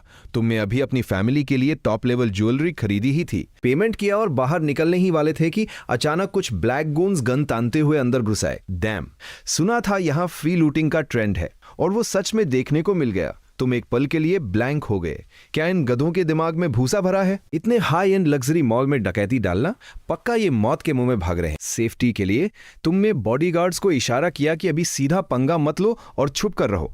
तुम्हारे दिल में गुस्से की आग धधक रही थी। ये क्या रद्दी सीने हैं? एक बार मुझे बेस पर वापस जाने दो। मैं 20 हैवी आर्म्ड गार्ड्स अपनी सिक्योरिटी में लगाऊंगा। अगर किसी ने सर उठाने की कोशिश भी की तो सीधा भून कर छिलनी कर दूंगा। 3 मिनट से भी कम टाइम में इन फॉरेन लुटेरों ने बड़े ही प्रोफेशनल तरीके से सारा माल लूट लिया। लेकिन जिस बात ने तुम्हारा दिमाग खराब किया वो ये था कि एक बेवकूफ क्रिमिनल ने जाते जाते तुम्हारे बॉडीगार्ड के हाथ में वो ज्वेलरी से भरा बाग देख लिया और अपने लालच में अंधा होकर वो वापस आया। तुम्हारे बॉडीगार्ड के सिर पे गन तानी और जबरदस्ती वो बाग छीन लिया। उन्हें वहां से पूरी चौड़ में निकलते देख तुम्हारे अंदर का गुस्सा ज्वालामुखी की तरह फट पड़ा। तुम्हारे अपने इलाके में हमेशा तुम थे जो दूसरों को लूटते थे। इन कचरा गुंडों की इतनी औकात कब से हो गई कि तुम्हारे ही सिर पर चढ़कर नाचें। विला वापस लौटते हुए तुम जितना सोच रहे थे गुस्सा उतना ही बढ़ रहा था। तुमने तुरंत अपना मूव चला और instantly 20 top tier arm bodyguards को समन कर लिया। तुमने एकदम ठंडे चेहरे के साथ सूबे को एक डेथ कमांड दी। अपने सारे अंडरग्राउंड नेटवर्क्स का यूज कर और उन लुटेरों को खोद कर निकाल। खासकर उस कीड़े को जिसने मेरा बैग छीना था। मैं उसे बताऊंगा कि उसने जितना लालच से खाया है उसे उतना ही खून के साथ बाहर उगलना पड़ेगा। इस वक्त एक अंधेरे स्लम एरिया में वो सारे रॉबर्स सोने से भरे उस बैग को देखकर अपनी लार टपका रहे थे। उन्हें लग रहा था कि उन्होंने एक बहुत बड़ा जैकपॉट मार लिया है और वो अमीर बनने के सपने देख रहे थे। उन गधों ने सपने में भी नहीं सोचा था कि उन्होंने जो लूटा है वो सोना नहीं बल्कि साक्षात मौत का फरमान है। खासकर उनका वो लीडर। जब उसने देखा कि आसपास कोई नहीं है तो उसने झटके से अपना ब्लैक मास्क उतार फेंका और उसके पीछे से एक बेहद खूंखार एशियन चेहरा सामने आया। वो प्लान बना रहा था कि इन बेवकूफों को धोखा देकर सारा माल कैसे लेकर भागा जाए। तुम्हारी चीज को छूकर कोई भाग सकता है क्या? चाहे कोई गोरा हो या काला, इस इलाके में तुम जिसकी मौत चाहोगे वो अगले दिन का सूरज नहीं देख पाएगा। किसने सोचा था कि सूबे का काम करने का स्पीड इतना खौफनाक होगा। तुमने जो इंटेलिजेंस नेटवर्क सेटअप किया था वो खून चूसने वाली जोंक की तरह इस शहर के हर कोने में फैल चुका था। सिटी के साउथ में उस ब्लैक पीच बार का ही एग्जाम्पल ले लो।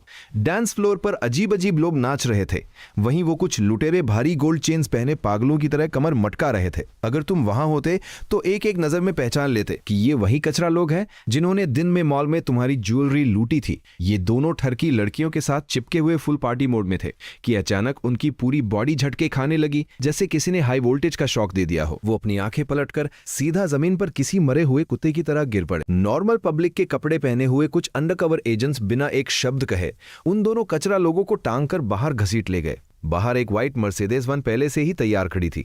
गाड़ी का दरवाजा खुला और उन्हें किसी कूड़े की तरह पीछे फेंक दिया गया। एक्सेलरेटर दबा और गाड़ी सीधा शहर के बाहर सुनसान इलाके की तरफ दौड़ पड़ी। भाई, ये वही दोनों है ना? गाड़ी चला रहे ड्राइवर ने रियर व्यू मिरर में देखते हुए पूछा। फ्रंट सीट पर बैठे लीडर ने एक ठंडी सांस ली। बिल्कुल, हमारे टॉप बॉस ने स्पेसिफिकली इन्हें ही खत्म करने का ऑर्डर दिया है। पीछे बैठा एक नया रिक्रूट घबराते हुए अपना थूक निगलकर पूछने लगा, अपने इस ऑर्गेनाइजेशन का असली बैकग्राउंड क्या है? ये सवाल सुनते ही गाड़ी के अंदर शमशान जैसी शांति छा गई। लीडर ने उसे ऐसे घूर कर देखा जैसे वो किसी लाश को देख रहा हो। तेरा मरने का मन है क्या, जो तू छुपकर बॉस के बारे में डिस्कस कर रहा है? हमारे बिग बॉस अगर एक फूंक भी मार देंगे ना तो तू और तेरी पूरी फैमिली इस दुनिया से गायब हो जाएगी। ये सब तुम्हारे डार्क वेब के सबसे लो लेवल के गुंडे थे, तुम्हारे डार्क वेब के सबसे बेसिक मोहरे। तुमने जो मेरे साथ रहने वाले राज करेंगे और खिलाफ जाने वाले मारे जाएंगे वाली एब्सोल्यूट डोमिनेंस मांगी थी, उसे पूरा करने के लिए सूबे ने पावर को एक पागलपन की हद तक, यहां सिर्फ परफॉर्मेंस बोलता था। तुम जितने ज्यादा टारगेट्स को मारोगे उतना ही दूसरों को कुचलकर ऊपर की पोस्ट पर पहुंचोगे। कुछ ही देर में उन दोनों लुटेरों को रस्सियों से बांधकर एक खंडर में फेंक दिया गया। अब आगे इन दोनों के साथ क्या खौफनाक टॉर्चर होने वाला था, ये पूछने की औकात इन लो लेवल गुंडों की नहीं थी। अगले दिन जब सूरज सिर पे आ चुका था, जैसे ही तुमने अपने कमरे का दरवाजा खोला, ड्रैगन बटलर पूरी रिस्पेक्ट के साथ बाहर तुम्हारा वेट कर रहा था। तुमने एक अंगड़ाई ली और कैजुअली पूछा, पता चला? मास्टर, आदमी पकड़ लिए गए हैं, लेकिन उन्होंने माल आपस में बांटकर बेच दिया। पर हमें इन्वेस्टिगेशन में एक बहुत ही इंटरेस्टिंग डिटेल मिली है। तुम थोड़ा कंफ्यूज हुए। एक सड़क छाप लुटेरे को पकड़ने में क्या इंटरेस्टिंग हो सकता है? ड्रैगन बटलर ने अपनी आवाज धीमी की। लुटेरों की गांग में एक बंदा ऐसा था जो स्लम एरिया में घुसते ही पूरी तरह गायब हो गया। जब हमारी टीम ने डिटेल में जांच की तो पता चला कि वो हरामजादा कोई लोकल लुटेरा नहीं है, बल्कि मेकअप से भेष बदलकर आया हुआ एक एशियन ही है। ये कमीना अब हांगकांग भागने की प्लानिंग कर रहा है। ये सुनकर तुम्हें बड़ी हंसी आई। वाह, इतनी दूर आकर अपना भेष बदलकर फ्री लूटिंग कर रहा है। ये तो सच में एक नंबर का टैलेंट है। तुमने एक कोल्ड स्मग दिया और सीधा ऑर्डर पास किया, शाओबे से कहो कि उसे तड़पा तड़पा कर मारे। हाँ, याद आया, मुझे जो सेल्फ डिफेंस का सामान चाहिए था वो मिला। इस घटिया जगह पर जहां सांस लेते वक्त भी गोली लगने का डर हो। बिना किसी सॉलिड हथियार के मैं ऐसे ही बाहर नहीं घूमने वाला। मास्टर, आपके लिए हथियार रातों रात अरेंज कर दिए गए हैं। सारा सामान बेसमेंट में रखा है, बस आपके खुद चेक करने का वेट है। ये सुनते ही तुम्हारे अंदर की एनर्जी जाग गई। तुमने नाश्ता करना भी जरूरी नहीं समझा और सीधा ड्रैगन बटलर के साथ बेसमेंट की तरफ निकल पड़े। लेकिन जैसे ही तुमने वो भारी दरवाजा खोला, तुम पूरी तरह शॉक्ड रह गए। तुमने सोचा था कि तुम्हारे आदमियों ने बस कुछ काम चलाऊ पिस्टल्स ही अरेंज की होंगी, लेकिन सच बताऊं तो तुम्हारी आंखें फटी की फटी रह गईं। ये कोई सेल्फ डिफेंस था क्या? ऐसा लग रहा था कि साला वर्ल्ड वॉर 3 की तैयारी चल रही है। दीवार पर लाइन से भारी भरकम हैवी फायर पावर टंगी हुई थी, छोटी पॉकेट गन से लेकर असॉल्ट राइफल्स और सबमशीन गन्स तक। और कोने में तो भाई आरपीजी, रॉकेट लॉन्चर्स और ग्रेनाड्स के पूरे बॉक्सेस एकदम नीटली स्टैक किए हुए थे। तुमने पूरी एक्साइटमेंट के साथ एक छोटी MP5 सबमशीन गन उठा ली। 1 मिनट में 800 राउंड्स फायर करने वाली खतरनाक मशीन अगर बस ट्रिगर दबाकर रखो तो 1 मिनट के अंदर किसी इंसान का कीमा बना सकती है। अगर तुम्हें स्वॉट टीम के आने का डर ना होता तो तुम अभी के अभी कुछ राउंड्स फायर करके मजे ले लेते। वो लाइन से सजी हुई चमचमाती येलो बुलेट तुम्हारी नजरों में सोने के बिस्किट से भी ज्यादा खूबसूरत लग रही थी। तुमने पूरे बॉस वाले एटीट्यूड के साथ हाथ घुमाया। गाड़ी तैयार करो, आज रात ऑक्शन में भौकाल मचाने चलेंगे। यस सर, किसी भी कचरे को आपका मूड खराब नहीं करने देंगे। जैसे ही तुमने बेसमेंट से कदम बाहर निकाला, ड्रैगन बटलर ने तुरंत काले सूट वाले बॉडीगार्ड्स की पूरी फौज को ऑर्डर दिया, सब अपनी पिस्टल्स लोड कर लो, गाड़ी के ट्रंक के सारे हिडन कंपार्टमेंट्स फुल कर दो। दर्जनों MP5s और RPGs सब साथ रख लो, कुछ बॉक्स ग्रेनेड्स भी रख लेना। एक के बाद एक अम्यूनिशन के बॉक्सेस पागलों की तरह गाड़ी में लोड किए जाने लगे। तुम्हारी वो कम हथियारों का डर वाली बीमारी लड़ाई अब पूरी तरह से खत्म हो चुकी थी। ये पूरी तरह से एक डिमेंशनल स्ट्राइक वाली सिक्योरिटी फीलिंग थी जब तुम अपना एक्सपेंसिव डिजाइनर सूट पहनकर रात के टॉप टायर ऑक्शन में जाने की तैयारी कर रहे थे। वहीं दूसरी तरफ शेनचंग यूनिवर्सिटी में वो मौत से खेलने वाला रिच ब्रात जांगहाओ लगातार तुम्हारी बहन को घूर रहा था। वो तुम्हारी बहन लिंगजुए की बैकग्राउंड चेक रिपोर्ट देखकर पागलों की तरह हंस रहा था। रिपोर्ट में लिखे नॉर्मल फार्मर फैमिली के बारे में पढ़कर उसने चैन की सांस ली। उसकी घटिया नजरों में तुम्हारी फैमिली बस एक अभी अभी ग्रेजुएट हुआ गरीब बड़ा भाई और गांव में खेती करने वाले कुछ बुजुर्ग ही थे जिनका कोई स्ट्रॉन्ग बैकग्राउंड नहीं था। और जहां तक कुछ रातों पहले तुम्हारी भिजवाई हुई उस डेथ वार्निंग का सवाल है, वो बेवकूफ उसे कब का भूल चुका था। उसका ओवर कॉन्फिडेंस इतना ज्यादा था कि वो सोचने लगा कि तुम जैसे मिस्टीरियस यंग मास्टर उसके जूते साफ करने के लायक भी नहीं हो। जिस शिकार पर मैंने नजर डाल दी वो आज रात हर हाल में मेरा होगा। जांग हाओ ने अपने होठ चाटे और एक घिनौनी स्माइल के साथ अपना फोन निकाला। उसने तुरंत उन ग्रीन टी रूममेट्स को टेक्स्ट किया जिन्हें वो पहले ही पैसे खिला चुका था। पैसे मिल जाएंगे, आज रात प्लान के हिसाब से काम होना चाहिए। उसी वक्त गर्ल्स हॉस्टल में उन तीनों मतलबी ग्रीन टी रूममेट्स ने एक दूसरे को इशारा किया और तुरंत सू लिंगजुए को घेर लिया। उनके उस फेक रोने धोने और इमोशनल ब्लैकमेल ने तुम्हारी बहन को जो अपना वीडियो एडिट करने वाली थी जबरदस्ती एक केटीवे में खींच लिया। और इन बेवकूफों को यह आइडिया तक नहीं था कि जैसे ही उन्होंने केटीवे के मेन डोर के अंदर कदम रखा, एक बेहद लो प्रोफाइल ब्लैक सेडान किसी भूत की तरह बाहर आकर रुकी। उस गाड़ी में कोई और नहीं बल्कि तुम्हारे भेजे हुए टॉप टियर बॉडीगार्ड्स बैठे थे। दो पहाड़ जैसे जायंट बॉडीगार्ड्स सीधे केटीवे के अंदर घुसे और तुम्हारी बहन के बगल वाले प्राइवेट रूम का दरवाजा खोल दिया। अंदर कुछ स्ट्रीट थग्स बैठे थे जो अभी भड़कने ही वाले थे, पर तुम्हारे आदमियों ने एक शब्द भी वेस्ट नहीं किया। धड़ाम कैश की एक मोटी गड्डी सीधा टेबल पर दे मारी। ये रूम हमें चाहिए, निकलो यहां से। उनकी आवाज इतनी कोल्ड और खतरनाक थी कि रेफ्यूज करने का कोई चांस ही नहीं था। बॉडीगार्ड्स के उन सैंडबैग जितने बड़े मुक्कों को देखकर उन गुंडों के पसीने छूट गए। उन्होंने पैसे उठाए और वहां से दुम दबाकर भागने में ही अपनी भलाई समझी। वहीं बगल वाले रूम में माहौल पहले से ही बेहद अजीब और टेंस हो चुका था। सू लिंगजे उन तीनों रूममेट्स को देख रही थी जो माइक छोड़कर सिर्फ अपना सर झुकाए फोन पर टेक्स्ट करने में लगी थी। उसके दिमाग में खतरे की घंटी बजने लगी। वो कोई बेवकूफ नहीं थी। उसने तुरंत खड़े होकर वॉशरूम जाने का बहाना बनाया, पर तभी उनमें से एक ग्रीन टी रूममेट ने अजीब सी नजरों से देखते हुए उसके साथ जाने की जिद पकड़ ली। सू लिंगजुए का दिल बैठ गया। अब उसे इन लोगों की असली शक्ल पूरी तरह समझ आ चुकी थी। उसने अपनी मुट्ठी भींच ली और तय किया कि रूम से बाहर निकलते ही सीधा स्ट्रीट की तरफ भागेगी। पर अब बहुत देर हो चुकी थी। बैंग रूम का दरवाजा किसी ने जोर से धक्का देकर खोला और जांग हाओ अपने चेहरे पर एक घिनौनी और गंदी स्माइल के साथ दरवाजे पर खड़ा था। अरे वाह लिंगर, वॉशरूम जा रही हो? तुम्हारा भाई तुम्हें एस्कॉर्ट करेगा। ये देखते ही सू लिंगजुए का चेहरा पूरी तरह सफेद पड़ गया। उसने तुरंत अपना फोन निकाला ताकि इमरजेंसी मैसेज भेज सके, पर तभी पास खड़ी उस ग्रीन टी रूममेट ने एक जोरदार थप्पड़ मारकर उसका फोन हवा में उड़ा दिया। उस औरत ने इतनी बेशर्मी के बाद भी एक फेक और मासूम सी शक्ल बना ली और नखरे दिखाते हुए बोली, अरे सॉरी, वहां एक मकड़ी थी। यंग मास्टर जांग, अब आपको हमारी लिंगर के लिए एक लेटेस्ट मॉडल का फोन दिलाना पड़ेगा। उसकी वो फेक और मजे लेने वाली शक्ल देखकर किसी को भी उल्टी आ सकती थी। तुम लोग जो कर रहे हो वो क्राइम है, मुझे जाने दो, सू लिंगशुए ने गुस्से और डर से चिल्लाते हुए कहा। पर उन तीनों ग्रीन टी रूममेट्स को अपने ब्रांडेड बैग्स के सिवा सू लिंगशुए की जिंदगी या मौत से कोई फर्क नहीं पड़ता था। उन्होंने एक बेशर्म स्माइल के साथ कहा, तुम बस यंग मास्टर जांग का अच्छे से ख्याल रखना, और मुड़कर रूम से बाहर निकलने लगी ताकि उन्हें अकेला छोड़ सके। जांग हाओ अब पूरी तरह से अपने अहंकार में अंधा हो चुका था। उसने एक ही झटके में सू लिंगशुए को धक्का देकर सोफा पर गिरा दिया और पागलों की तरह चिल्लाया, इस रूम में मैं ही कानून हूं।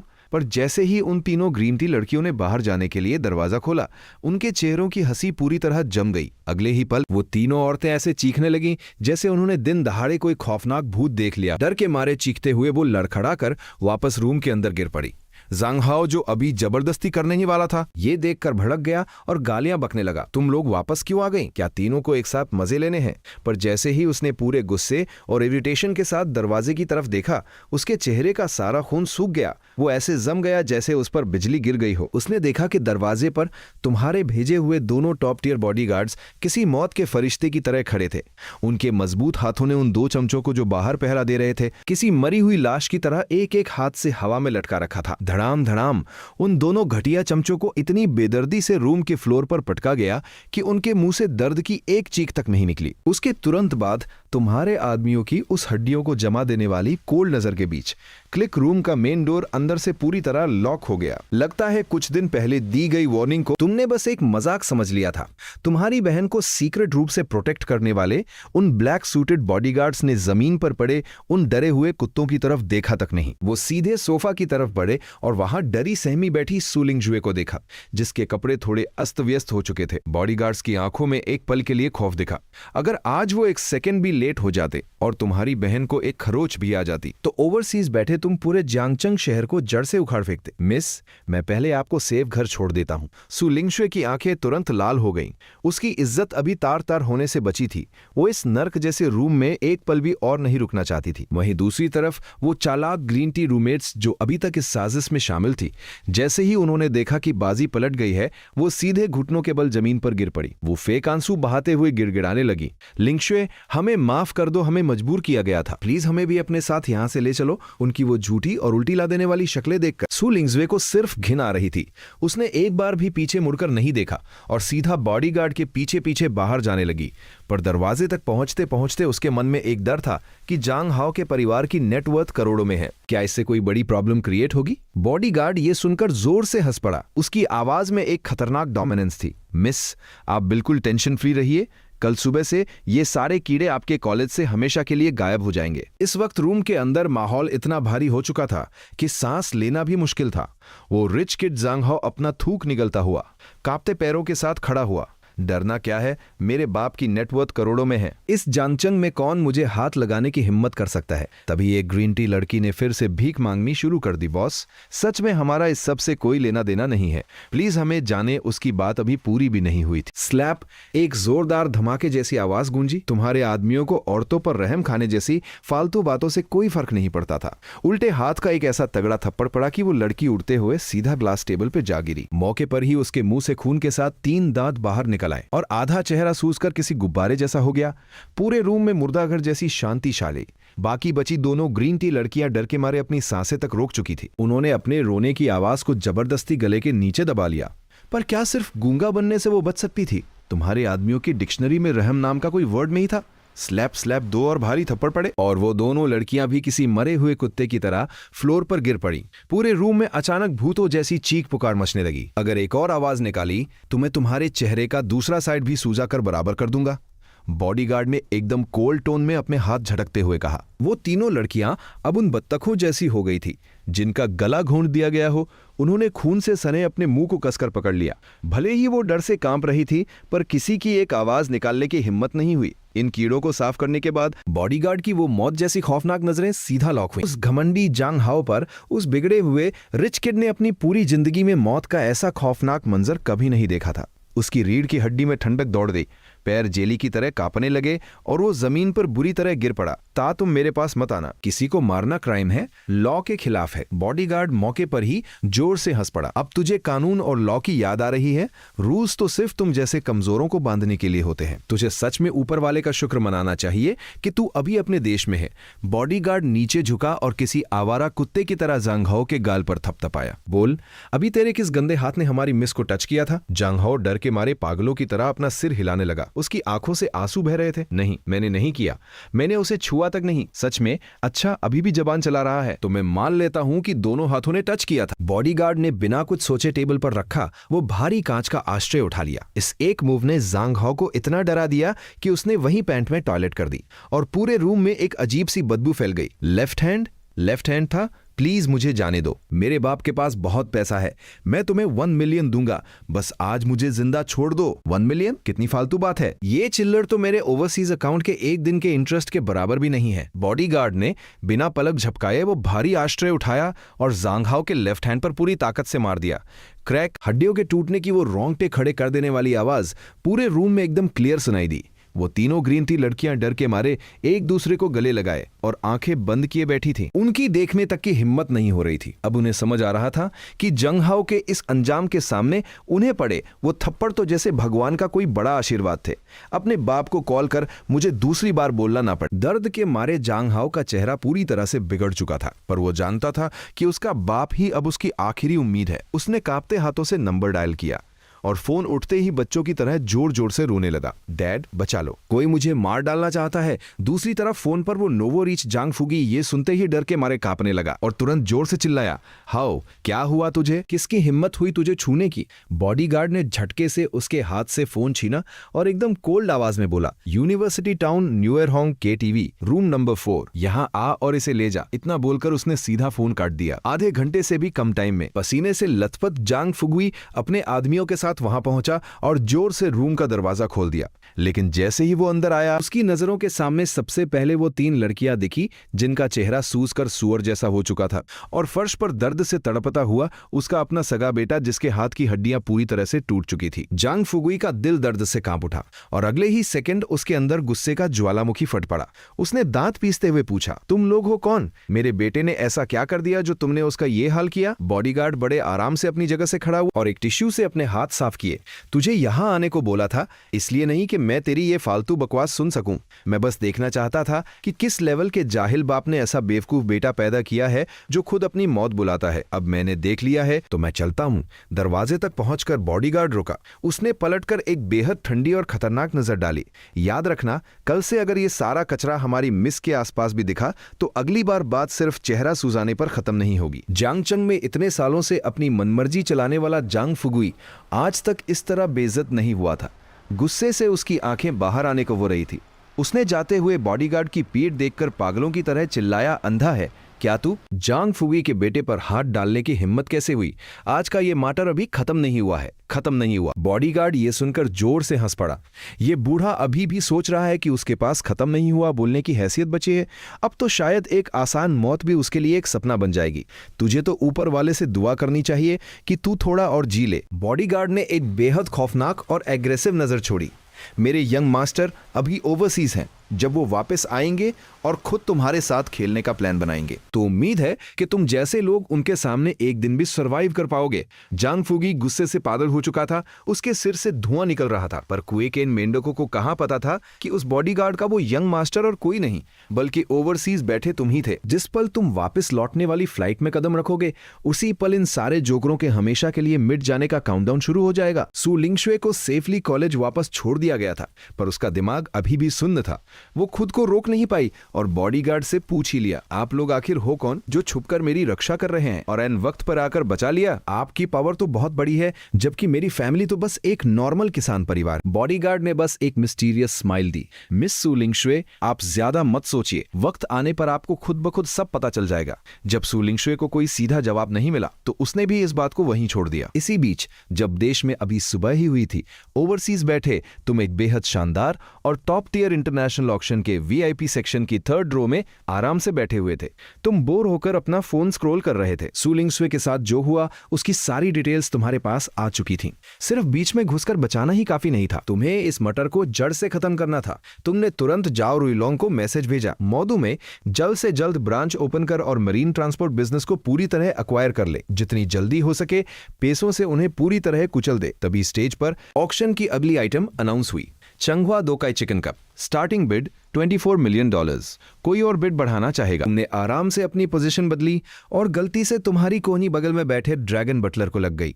अगले ही सेकंड ड्रैगन बटलर ने जोर से चिल्लाकर कहा, 25 मिलियन। तुम्हारी आंखें फटी की फटी रह गईं। तुमने ड्रैगन बटलर को ऐसे देखा जैसे वो कोई पागल हो। तुझे इस कबाड़ में इंटरेस्ट है क्या? ड्रैगन बटलर ने बड़ी मासूमियत से कहा, यंग मास्टर, क्या ये आपका सीक्रेट सिग्नल नहीं था बिड करने के लिए? तुम्हारे होठ अजीब तरह से ट्विच हुए। गजब है, गलती से कोहनी लग गई थी। खैर छोड़ो, $25 मिलियन में एक कप खरीद लिया। घर ले जाकर इसमें गर्म पानी पीने के काम आ जाएगा। तुम्हारा $25 मिलियन को गोभी टमाटर की तरह उड़ाना देखकर पीछे बैठे कुछ आम लोगों की आंखें खुली की खुली रह गईं। इसके तुरंत बाद बड़ी स्क्रीन पर एक और आइटम फ्लैश हुई। ये एक नेशनल ट्रेजर था, snake head. Starting bid $10 million. मौके पर मौजूद सारे एशियन बिलियनियर्स की आंखें लाल हो गईं। वो जान लगाकर बिद बढ़ा रहे थे, लेकिन तभी एक ओवर कॉन्फिडेंट फॉरेनर ने खड़े होकर चिल्लाया 130 मिलियन। पूरे हॉल में सन्नाटा छा गया। ये प्राइस पूरी तरह से लिमिट क्रॉस कर चुका था। उस फॉरेनर को लगा कि अब वो पक्का जीत गया है और उसका घमंड 7वें आसमान पर था। उसे लगा वो बाजी मार चुका है और अपनी नाक हवा में उठाकर खड़ा था। तुमने बिना पलक झपकाए कैजुअली कहा, ड्रैगन बटलर। ड्रैगन बटलर तुरंत इशारा समझ गया। उसने अपना प्लाकार्ड उठाया और बड़े आराम से एक नंबर बोला, 150 मिलियन। बूम। पूरे हॉल ने एक साथ शौक में सांस खींची। सब लोग तुम्हें ऐसे घूर रहे थे जैसे उन्होंने कोई भूत देख लिया हो। ये 150 मिलियन डॉलर्स थे भाई। इतने में तो एक पूरी कंपनी खरीदी जा सकती है। उस फॉरेनर के चेहरे का सारा गुरूर चकनाचूर हो गया और वो बिना एक आवाज निकाले चुपचाप बैठ गया। उसके तुरंत बाद शीप हेड को ऑक्शन के लिए लाया गया। तुमने बिना एक सेकंड सोचे फिर से पैसे फेंके और उसे भी खरीद लिया। पूरा हॉल पूरी तरह से नम हो चुका था और बात यहीं खत्म नहीं हुई। आगे आने वाले दर्जनों आंटिक आइटम्स को तुमने ऐसे खरीदा जैसे तुम किसी सस्ते डॉलर स्टोर से होलसेल में सामान उठा रहे हो। तुमने अपने इस पागलपन वाले पैसे के पावर से वहां बैठे हर इंसान के मुंह पर ताला लगा दिया था।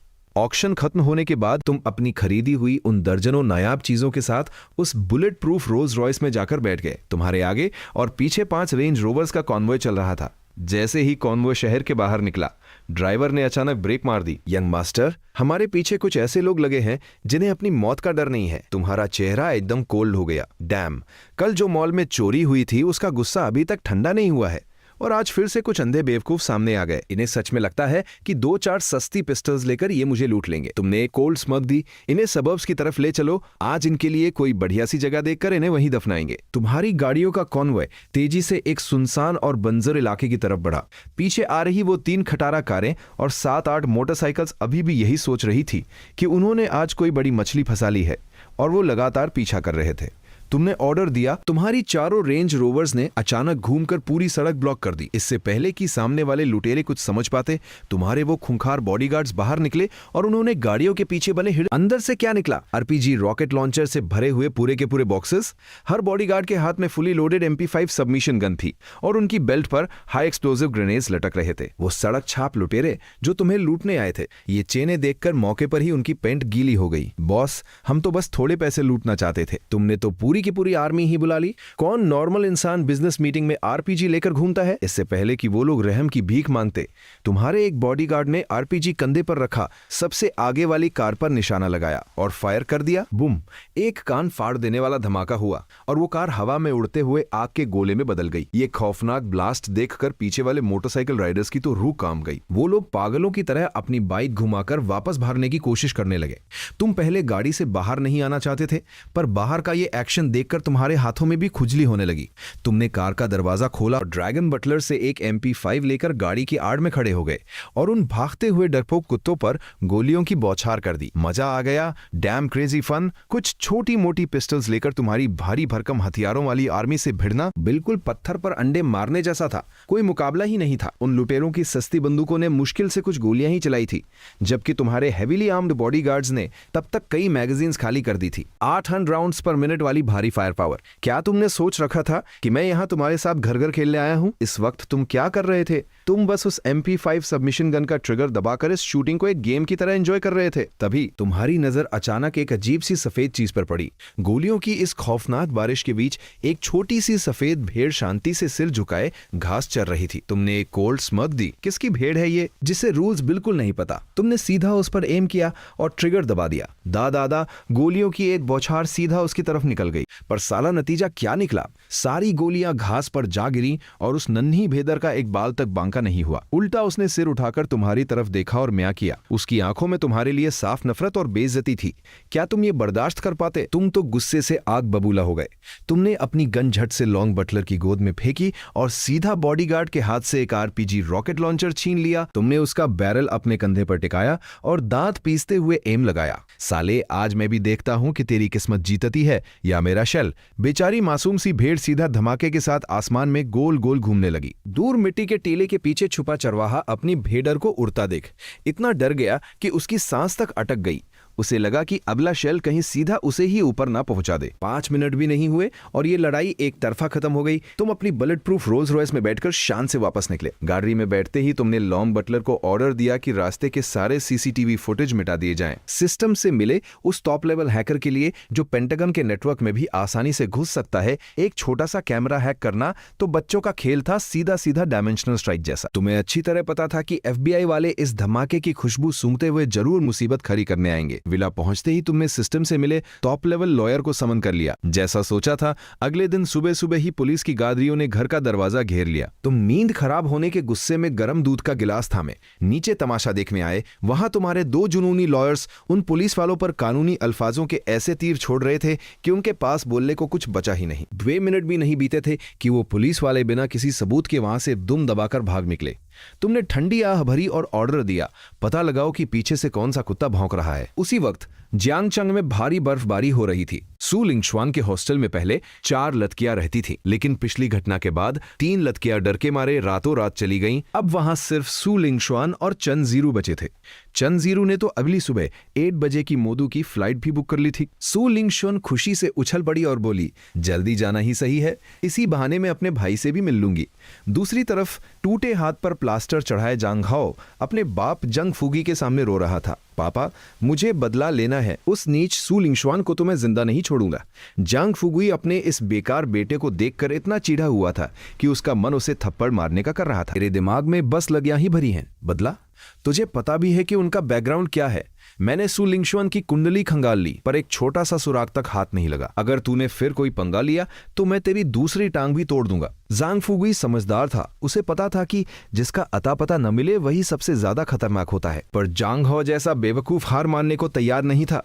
उसने मन ही मन ठान लिया, अगर आप मदद नहीं करेंगे तो मैं खुद 10-12 लके ले जाकर उसे खत्म कर दूंगा। शुक्रवार की दोपहर तक तुम आखिरकार प्लेन से मोदू के अपने आलीशान एस्टेट पर पहुंच गए। अपने घर की जमीन पर कदम रखते ही जो सुकून मिला वो अलग ही था। सू यूमेंग कुछ मेद के साथ तुम्हारा स्वागत करने आई। मास्टर, आपने ऑक्शन में जो एंटीक्स जीते थे उन्हें कहाँ रखना है? तुम राजा की तरह लिविंग रूम के लेदर सोफा पर पसर गए, चारों तरफ एक नजर घुमाई और सीधा सामने वाले शेल्फ की तरफ इशारा कर दिया, बस वहीं कहीं भी रख दो। अगले ही पल करोड़ों की कीमत वाले वो 2 ज़ोडिएक हेड्स, लाखों डॉलर के चंगवा कई कप्स और वो बेहद कीमती ब्रॉन्ज विंग ड्रैगन, सब कुछ ऐसे सजा दिया गया जैसे वो कोई मामूली प्लास्टिक के खिलौने हों। अगर बाहर के अमीरों को यह पता चलता, जो इन चीजों के लिए एक दूसरे का खून करने को तैयार रहते हैं, तो उन्हें तो पक्का ब्रेन हेमरेज हो जाता। अगले दिन तुम बहुत जल्दी उठ गए।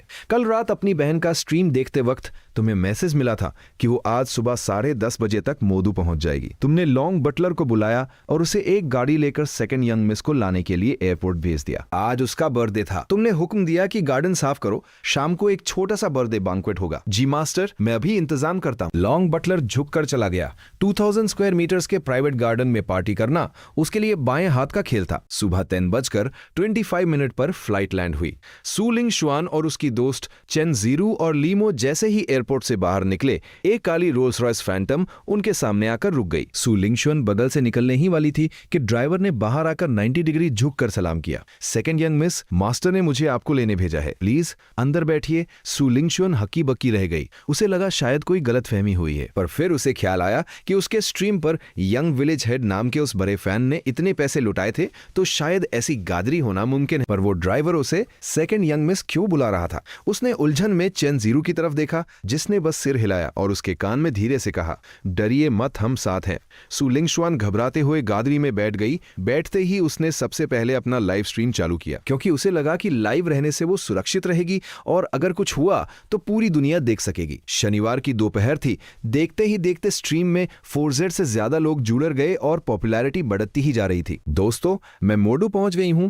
जो लोग जानना चाहते हैं कि विलेज हेड कौन है, वो कमेंट में 1 दबाओ। सू लिंगशुआन के ये कहते ही चैट बॉक्स में धमाका हो गया। लेजी किंग, तुम सच में उस विलेज हेड से मिलने जा रही हो? खत्म, सब खत्म। क्या मेरी मासूम लेजी किंग भी अब कैपिटलिस्ट के आगे घुटने टेक देगी? अरे भाई, करोड़ों रुपए खर्च किए हैं, उसने कौन नहीं झुकेगा? और ये लाइव स्ट्रीम करने की हिम्मत तो देखो। क्या विलेज हेड कोई मोटा और गंजा बुढ़ा तो नहीं है? सू लिंगशुआन इन कमेंट से चीड़ गई। उसे पता था कि लोग फालतू की कहानियां बनाएंगे। तुम लोग फालतू बातें मत करो, मेरे मन में बस कुछ सवाल हैं जिनके जवाब मुझे मिलकर चाहिए, और मैं सब कुछ लाइव दिखाऊंगी।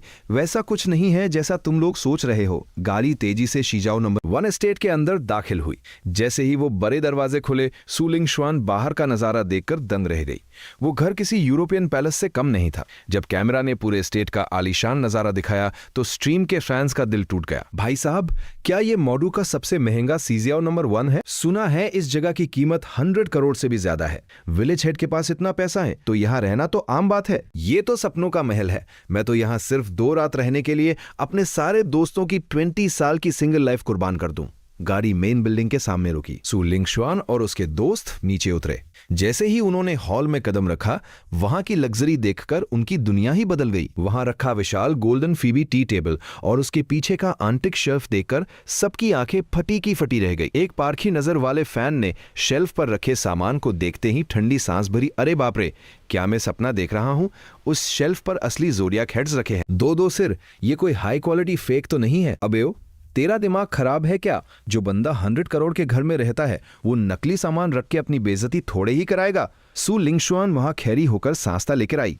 तभी एक खूबसूरत मेड चाय और नाश्ता लेकर आई। उसने मुस्कुराते हुए कहा, सेकंड यंग मिस। उसी वक्त तुम दूसरी मंजिल से धीरे धीरे नीचे उतरने लगे। तुम्हारे चेहरे पर एक शरारती मुस्कान थी। तुम अपनी बहन के चेहरे के एक्सप्रेशन देखने के लिए बेताब थे। आहट सुनते ही सु लिंगशुआन ने ऊपर देखा और अगले ही पल वो सोफा से ऐसे उछली जैसे कोई स्प्रिंग हो। उसकी आंखें बाहर आने को थी और वो पागलों की तरह चिल्लाई, भाई तुम यहाँ क्या कर रहे हो? उसने हजारों मुमकिन और नामुमकिन चेहरे सोचे थे, पर यह कभी सपने में भी नहीं सोचा था कि उसका वो विलेज हेड फैन और कोई नहीं बल्कि उसका अपना सगा भाई है। हैरानी, खौफ और जबरदस्त खुशी सब कुछ उसके दिमाग में एक साथ गूंज उठा। स्ट्रीम पर तो मानो तूफान आ गया। रुको, लेजी किंग ने उसे भाई कहा। साला विलेज हेड तो इसका अपना सगा भाई निकला। हम जैसे नल्ले अपनी जेब खाली करके करोड़पति की बहन को गफ्स दे रहे थे। असली जोकर तो हम निकले। पर सु लिंगशुआन के होश तब और उड़ गए जब उसकी सहेलियां चनजीरू और लीमो, जो हमेशा उसके साथ रहती थी, तुम्हें देखते ही एकदम सावधान खड़ी हो गई। मास्टर, इस पल सु लिंगशुआन पूरी तरह सुन पड़ गई। मास्टर, इस पल सु लिंगशुआन पूरी तरह सुन पड़ गई। उसे अब जाके समझ आया कि उसके आसपास के सारे लोग तुम्हारे भेजे हुए थे और सिर्फ वही एक बेवकूफ थी जिसे खबर तक नहीं थी। तुम जोर से हंसे और उसकी तरफ बड़े। हा 02 सरप्राइज कैसा लगा? हैरान रह गई ना? चनजीरू ने बड़ी समझदारी से उसका फोन अपने हाथ में ले लिया। सेकंड यंग मिस, मैं पकड़ लेती हूँ। सु लिंगशुआन अब खुद को रोक नहीं पाई और दौड़कर तुम्हारे गले लग गई। उसकी आंखों में आंसू थे। उसे अब समझ आया कि उसका भाई हमेशा अंधेरे में रहकर उसकी ढाल बना हुआ था। KTV में उसे बचाने वाले वो खूंखार लोग भी तुम्हारे ही भेजे हुए थे। गंदे भाई, ये कैसा सरप्राइज है? तुमने तो मेरी जान ही निकाल दी थी। पर थैंक यू भाई। तुमने प्यार से उसके सिर पर हाथ फेरा, पर तुम्हारी नजरें अचानक बर्फ की तरह ठंडी और जानलेवा हो गईं। तुम्हें पता था कि वो क्या कहना चाह रही है। फिक्र मत कर, जिसने भी तुझे हाथ लगाने की जरूरत की है, मैं उनमें से एक को भी नहीं छोड़ूंगा। फिर तुम वापस मुस्कुराए। चल, आज तेरा बर्थडे है, मैं तुझे एक और बड़ा सरप्राइज दिखाता हूँ। इस वक्त स्ट्रीम के फैंस पूरी तरह बेकाबू हो चुके थे। भाई, ये तो फिल्मों जैसा ट्विस्ट है। कल तक जो लड़ी साधारण थी, आज वो अरबपति राजकुमारी बन गई। राजकुमारी का महल में स्वागत है। भाई, क्या भौकाल है? मुझे तो ये रिच ब्रदर वाला सीन बहुत पसंद आया। ठीक उसी वक्त जियांगचंग से उड़ी एक फ्लाइट के फर्स्ट क्लास में तुम्हारे माँ बाप बादलों को देखकर हैरान परेशान थे। आज सुबह जब तुम्हारा फोन आया तब उन्हें पता चला कि बदोस का वो नेक दिल नया बदोसी भी तुम्हारा ही भेजा हुआ बंदा था। पहले तो वो आने से हिचकिचा रहे थे, पर जब तुमने कहा कि आज 02 का बर्थडे है तो वो छोटे भाई सु लिंगताओ को लेकर तुरंत प्लेन में बैठ गए। बगल की सीट पर बैठा सु लिंगताओ बस यही सोच रहा था कि उसका बड़ा भाई अचानक इतना बड़ा आदमी कैसे बन गया। तुम अपनी बहन को लेकर बमेसन के गराज की तरफ बढ़े। पीछे पीछे चनजीरू कैमरा लेकर चल रही थी। जैसे ही लिफ्ट का दरवाजा खुला, सबकी सांसें थम गईं। वो गराज नहीं बल्कि दुनिया की सबसे महंगी कार्स की एग्जीबिशन लग रही थी। 6 bulletproof range Rover, ₹2 black knights, Rolls और बीच में खैड़ी 6.5 मीटर लंबी मेबाच पुलमन S 680 किसी भीमकाय दानव जैसी लग रही थी। पर यह तो बस शुरुआत थी। असली धमाका तो अंदर खेड़ी 6 सुपरकार्स थी। फेरारी ला फेरारी का पूरा जोड़ा, बुगाटी, एस्टन मार्टिन वैल्करी, केनिगसेग जेस्को और वो नायाब अपोलो। सु लिंगशुआन का दिमाग पूरी तरह क्रैश हो गया। वो बुत बनकर खड़ी रह गई। उसकी जुबान साथ नहीं दे रही। स्ट्रीम की चैट तो मानो जल उठी। भाई, ये क्या जन्नत है? क्या मैं अंधा हो गया हूँ? वो मेरी सपनों की कार लफेरारी है, वो भी 2-2। विलेज हेड, तुम तो भगवान निकले। ये कार्स का कलेक्शन देखकर तो देश का सबसे अमीर आदमी भी घुटनों पर आ जाए। तुम में अपनी जेबों जेबों में हाथ डाला और बड़ी सादगी से पूछा, जैसे सब्जी खरीद रहे हो, बगुइया बता कौन सी पसंद है, जो भी अच्छी लगे उसे अपनी बर्थडे गिफ्ट समझ कर ले जा। सू लिंगशुआन ने कांपते हाथों से एक सुपरकार की बॉडी को छुआ और उसकी आवाज कांपने लगी। भाई, ये इतनी महंगी कार है, अगर कहीं खरोंच लग गई तो? तुमने बेफिक्री से हाथ हिलाया। खरोंच लग गई तो क्या? कारें चलाने के लिए होती है, थूक गई तो फेंक देंगे, मैं तुझे दूसरी दिला दूंगा, इसमें इतना क्या सोचना, बस कुछ करोड़ों की तो बात है। ये कुछ करोड़ों वाली बात सुनकर फैंस का जी जल गया। भाई, ये कोई इंसान बोल रहा है, हमें भी ऐसा भाई चाहिए। साले अमीर भाई, सुन रहे हो तुम लोग कितना शो ऑफ कर रहा है? भाई, क्या तुम्हारे 1000 स्क्वायर मीटर के एस्टेट में कोई कुत्ता रखने की जगह है? मैं भौंकना भी जानता हूँ और बचा हुआ खाना भी खा लूंगा, बस मुझे दरवाजे पर रख लो। सू लिंगशुआन की नजरें एक बैंगनी रंग की बीस्ट पर टिकी थी। ये कौन सी कार है? तुमने बड़े आराम से समझाया। ये आस्टन मार्टिन वैल्केरी है। ये और वो लाल वाली फेरारी दोनों तेरी है। लगियों पर ये रंग ज्यादा खिलते हैं। अभी 2 दिन यहीं एस्टेट के आसपास इन्हें चला के हाथ साफ कर ले, तब तक सू लिंगताओ भी आ जाएगा। फैंस की जलन अब बर्दाश्त से बाहर थी।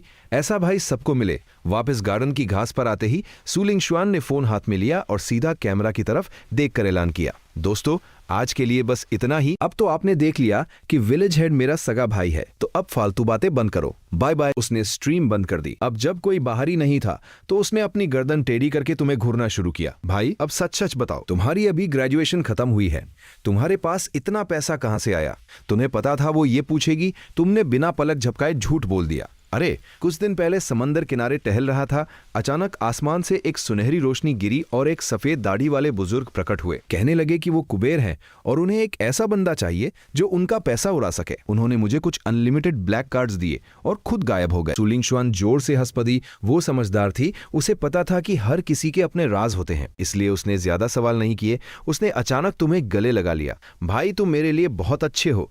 तुमने उसके छोटे से सिर को सहलाया। पगली, तू मेरी इकलौती बहन है। अगर मैं तुझ पर पैसे नहीं उड़ाऊंगा तो क्या दुनिया पर उड़ाऊंगा, वरना कोई भी लगा तुझे 10 रुपए की चाय पिलाकर बेवकूफ बना ले जाता और पापा मुझे जान से मार देते। दोनों भाई बहन हंसी मजाक कर रहे थे कि तुमने घड़ी देखी। चलो, अब बहुत हुआ, मम्मी पापा और छोटा भाई बस पहुंचने ही वाले होंगे, उन्हें लेने एयरपोर्ट चलना है। सू लिंगशुआन हैरान थी।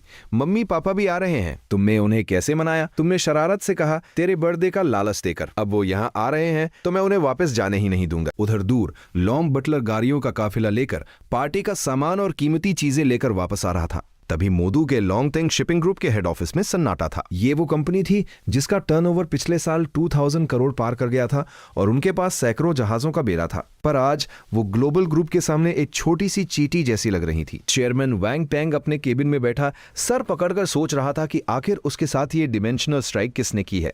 वो समझ ही नहीं पा रहा था कि उसकी बर्बादी की शुरुआत कहां से हुई। सच तो ये था कि लॉन्गटेंग ग्रुप की परफॉर्मेंस गिर रही थी, लेकिन हालत इतनी भी खराब नहीं थी कि कंपनी ही बेचनी पड़ जाए। चेयरमैन वांग टिंग समझ नहीं पा रहे थे कि सामने वाला आखिर उनके पीछे हाथ धोकर क्यों पड़ा है। वो गुस्से में टेबल पर हाथ पटक कर उन्हें बाहर निकल जाने को कहना चाहते थे, लेकिन उस खौफनाक कैपिटल के दबाव के आगे उनके शरीर में इतनी हिम्मत तक नहीं बची थी। खटखट, तभी केबिन का दरवाजा खुला। सेक्रेटरी अपनी हाई हील्स खटखटाते हुए तेजी से अंदर आई। उसका चेहरा सफेद पड़ा हुआ था। वैंग सर, ग्लोबल ग्रुप के आजिया रीजन के हेड आए हैं। वांग तंग ने एक ठंडी आह भरी, जैसे वो पल भर में 10 साल बूढ़े हो गए हों। जो होना है वो तो होकर रहेगा, उन्हें अंदर बुलाओ।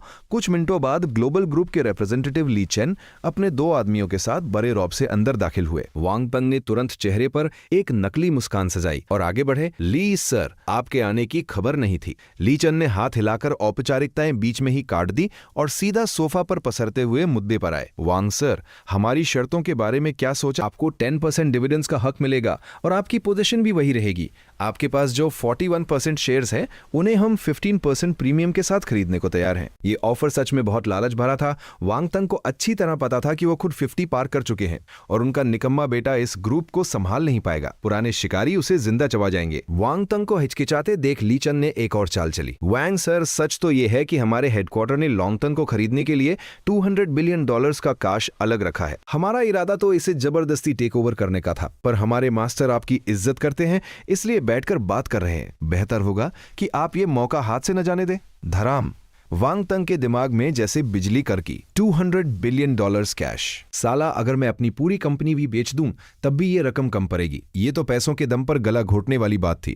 बिल्कुल बेरहम उन्होंने हिम्मत जुटाकर आखिरी कोशिश की। ली सर, अगर मैं मान भी जाऊं तो बाकी शेयर होल्डर्स नहीं मानेंगे। उनकी बात पूरी होने से पहले ही ली चेन के पीछे खेरे आदमी ने शेयर ट्रांसफर के कागजात की एक भारी गड्डी मेज पर पटक दी। वांग सर, आप जरूरत से ज्यादा फिक्र कर रहे हैं। आपके शेयर्स और मार्केट में मौजूद 10% के अलावा बाकी 49% शेयर्स हम पहले ही खरीद चुके हैं। वांग तंग ने उन फाइलों को देखा और एक कड़वी मुस्कान उनके चेहरे पर आ गई। ये नेगोशिएशन नहीं था, ये तो आखिरी वार्निंग थी। अगर उन्होंने अब ना कहा तो अंजाम मौत से भी बुरा होगा। ठीक है, मैं साइन करता हूं, वांग तेंग ने दांत पीसते हुए कहा, पर मेरी एक शर्त है। मैंने ये कंपनी खून पसीने से खैरी की है। मैं इसे किसी विदेशी के हाथों में नहीं सौंपूंगा। मुझे आपके असली मालिक से मिलना है। अगर वो हिंदुस्तानी है तो मैं अभी साइन कर दूंगा। ली चन हैरान रह गया। उसे उम्मीद नहीं थी कि इस बूढ़े में अभी भी इतनी खुददारी बची है।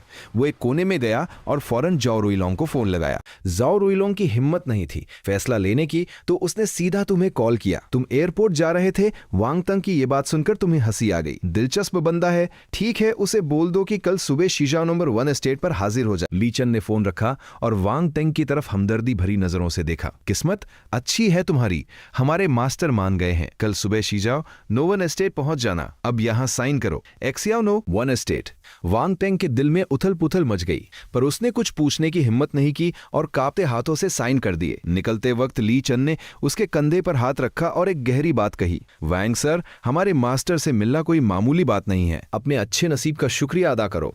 उधर तुम अपने मम्मी पापा और भाई सुलिंगताओ को लेकर अपने शाही विला पहुंच चुके थे। जैसे ही वो गादवी से उतरे, उस महल जैसे एस्टेट को देखकर उनके जबरे गिर पड़े। मम्मी ली जाओ ने जब उस अंतहीन फैली हुई जमीन को देखा तो उनका दिल बैठ गया। हे भगवान, इतनी बारी जमीन खाली पड़ी है, इसमें तो कितनी सारी गोभी और प्याज उगाए जा सकते थे। ये सुनकर तुम्हारा सिर चकरा गया। मम्मी का ये किसान वाला अंदाज बदलना थोड़ा मुश्किल होने वाला था। सु लिंगताओ ने अपनी आंखें मलते हुए दूर लगे एक अजीब से पैर की तरफ इशारा किया। भाई, मैं सपना तो नहीं देख रहा। क्या वो सच में कीमती ईन के पाइन है? इसकी कीमत क्या होगी? आउच दीदी, आपने मुझे चिकोटी क्यों काटी? सु लिंगताओ छे। सु लिंगशुआन ने अपनी आंखें घुमाई। तू ही तो जानना चाहता था कि सपना है या हकीकत। बस तेरी मदद कर दी। सबने मिलकर शानदार डिनर किया। तुमने फिर से वही कुबेर और पैसे उड़ाने वाली कहानी सबको सुनाई। तुम्हें फर्क नहीं पड़ता था कि वो यकीन करे या नहीं, बस वो पुलिस को न बुला ले। खुशी की बात यह थी कि मम्मी पापा भले ही सादा और सीधे थे, पर बेवकूफ नहीं थे। जब तक तुम कुछ गलत नहीं कर रहे, वो चुप रहना ही बेहतर समझते थे। उधर लॉन्ग बटलर गार्डन में शानदार बर्थडे बैंक्वेट की तैयारी कर रहा था। तभी हुक्का पी रहे पापा सू जियनजोंग में अचानक मेज पर अपना पाइप ठोका। उनकी नजरें तुम्हारी तरफ एकदम गंभीर थीं। शाओ तियान, मुझ में इतनी काबिलियत नहीं थी कि तेरी मदद कर सकूं, पर एक बात याद रखना, अब तू जो भी करे पीछे कोई सुराग मत छोड़ना। समझ गया? दंग रह गए। तुमने कभी नहीं सोचा था कि तुम्हारे सीधे सादे पापा के अंदर भी इतना सख्त पहलू छुपा है। तुमने पापा की उस सुराग मत छोड़ना वाली बात का मतलब गहराई से समझा। इसका मतलब साफ था कि दुश्मन की जड़ें ही काट देना ताकि कोई पलट कर न देख सके। पापा मम्मी, अब आप उस पुराने गांव वापस नहीं जाएंगे। इसी 1 करोड़ के विला में आराम से रहिए। कुछ दिनों बाद मैं एक प्राइवेट जेट अरेंज कर दूंगा। आप पूरे देश की सैर करना। सू जियनजोंग की आंखों में चमक आ गई। आधी जिंदगी गरीबी में काट दी, अब बेटे के पास पावर है तो गांव में मिट्टी क्यों फांके। उन्होंने मम्मी का हाथ पकड़ा और बोले, सुनो जी, हमने अपनी पूरी जिंदगी में कभी हनीमून नहीं मनाया। ये सब काम बेटे पर छोड़ो और चलो हम अपनी दुनिया जीते हैं। मम्मी शर्म से लाल हो गईं और उन्हें डांटने लगी। तुम अपनी हंसी रोकते हुए सु लिंगताओ और सु लिंगशुआन को लेकर वहां से खिसक लिए। जैसे ही गैराज का दरवाजा खुला, सु लिंगताओ की नजरें उन सुपरकार्स की कतार पर ऐसी टिकी कि उसकी लार टपकने लगी। तुमने उन फौलादी मशीनों की तरफ ऐसे इशारा किया जैसे बाजार में आलू प्याज खरीद रहे हो। जो भी पसंद है 2 कारें चुन ले। जब तू कॉलेज वापस जाएगा मैं सीधा कार्गो से उन्हें वहां भेज दूंगा। सु लिंगताओ पहले तो खुश हुआ, फिर उसका चेहरा लटक गया। भाई, मेरे पास तो ड्राइविंग लाइसेंस ही नहीं है। तुमने अपनी आंखें घुमाई। इतनी सी बात? लाइसेंस तो मैंने पहले ही पैसे देकर बनवा लिया है, कल तक तेरे हाथ में होगा। तू अगर तांक भी चलाना चाहे तो तेरा भाई तेरे लिए रास्ता बनवा देगा। सु लिंगताओ की आंखों में आंसू आ गए। उसने तुरंत एक सफेद कोनिग्सेक जेस्को और एक अपोलो आईए चुन ली। तुम उसे एस्टेट में घूमते हुए देख रहे थे और समझ रहे थे कि इस बेचारे पर पढ़ाई का कितना बोझ था। वो इतना डरा हुआ था कि जिस लड़की को वो पसंद करता था उसे भी उसने आई एम सॉरी कह दिया, क्योंकि उसे लगता था कि वो उसके लायक नहीं है। तुम्हारे जासूसों ने पहले ही सब पता लगा लिया था। पगले भाई, तुझे क्या पता कि अब हमारे पास सिर्फ पैसा ही पैसा है। तुम्हें लगा कि इसे एक तगड़ा रिच किड वाला मेकओवर देना पड़ेगा। रात होते ही वो 2000 स्क्वायर मीटर का गार्डन किसी जन्नत जैसा लगने लगा। बारी बेरी मेजों पर दुनिया के बेहतरीन लजीज पकवान सजे थे। चारों तरफ फूलों की खुशबू और डिजाइनर यूनिफॉर्म्स में तैयार मेड्स की कतारें खड़ी थी। जैसे ही तुम परिवार के साथ वहां पहुंचे, लॉन्ग बटलर के एक इशारे पर बॉडीगार्ड्स ने आतिशबाजी शुरू कर दी। धाएं धाएं उन धमाकों और रोशनी ने मोदू के आधे आसमान को जगमगा दिया। सू लिंगशुआन ये सब देखकर इतनी इमोशनल हो गई कि उसकी आंखों से आंसू छलक आए।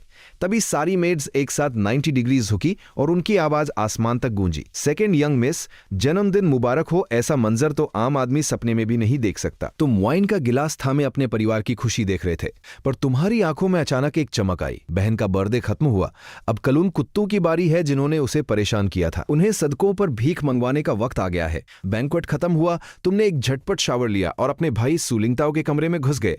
वो बालकनी में बैठा चांद को ताक रहा था। हमने एक कुर्सी खींची और उसके सिर पर चपत लगाई। ओए मजनू, आधी रात को यहाँ देवदास बनकर क्या सोच रहा है? सुलिंगताओ ने एक लंबी सांस भरी। भाई, अगर कोई लगदी आपको प्रपोज करे और आप मना कर दे पर बाद में पछतावा हो तो क्या करना चाहिए? तुम्हें लगा कि उसे एक जोर का थप्पड़ लगाऊं। साला अभी 18 का हुआ है और जवानी चढ़ रही है। अबे आतेन की उम्र में तो ये सोचना चाहिए कि मैं दुनिया का राजा हूं। तू ये पुरानी बातें लेकर क्यों बैठा है? भाई, आप नहीं समझेंगे, गरीब बच्चों को जल्दी बड़ा होना पड़ता है। तुम हंस पदे, मुझे मत सिखा। जब तू छोटा था तब से मैं दुनिया देख रहा हूं। मैंने जितना नमक खाया है उतनी तूने रोटियां नहीं खाई। वो इसलिए क्योंकि आप नमक ज्यादा खाते हो। सुलिंगताओ ने पलटकर जवाब दिया। तुम्हारी हंसी मजाक से उसका उदास चेहरा खिल गया। तुमने हाथ सिर के पीछे रखे और गंभीर होकर कहा, सुन, मुझे सब पता है। वो गरीब बच्चा वाला नाटक अब खत्म कर दे। अब हमारे पास पैसे की कोई कमी नहीं है। तुमने उसके कंधे पर हाथ रखा। अब सिर्फ किताबी कीड़ा मत बने रहना। जितना मन करे उतना पर्द पर खुश रहना सबसे जरूरी है। पहले हमारे पास मौका नहीं था,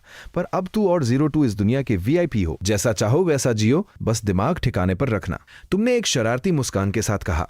और वो लगी जिसने तुझे प्रपोज किया था, मैंने उसका सारा बैकग्राउंड चेक करवा लिया है। लगी अच्छी है और दिखने में भी परी है। अब से उसके साथ बाहर घूमने जाया कर। हर वक्त किताबों में घुसे रहने से बीवी नहीं मिलती। तुम खड़े हुए और उसके कंधे थपथपाए। याद रख, बाहर तेरी पहचान हमारे खानदान की इज्जत है। हम किसी से फालतू नहीं उलझते, पर अगर कोई हमारे सिर पर चढ़ने की कोशिश करे तो उसे कुचल देना। बाकी मैं संभाल लूंगा। चल अब सो जा, कल तुझे सुपरकार चलानी है। तुम अपने कमरे की तरफ चल दिए, जबकि सू लिंगताओ हैरान खड़ा था। साला, भाई को मेरे प्रपोज होने की बात कैसे पता चली? अगली सुबह तुमने 3 चमचमाती सुपरकार्स विला के बाहर असफल रोड पर खड़ी करवा दी। लॉन्ग बटलर और बॉडीगार्ड्स कतार में खड़े थे। पूरा भौकाल टाइट था। तुम खुद सू लिंगताओ और सू लिंगशुआन को उन पैसा खाने वाली मशीनों को चलाने का तरीका समझाने लगे। तुम्हें भी ज्यादा नहीं पता था, पर बड़े भाई का रुतबा तो दिखाना ही था। आधे घंटे बाद वो दोनों धीरे धीरे सड़क पर गाड़ियां दौड़ाने लगे। तभी दूर से एक काली कार आकर लॉन्ग बटलर के पास रुकी।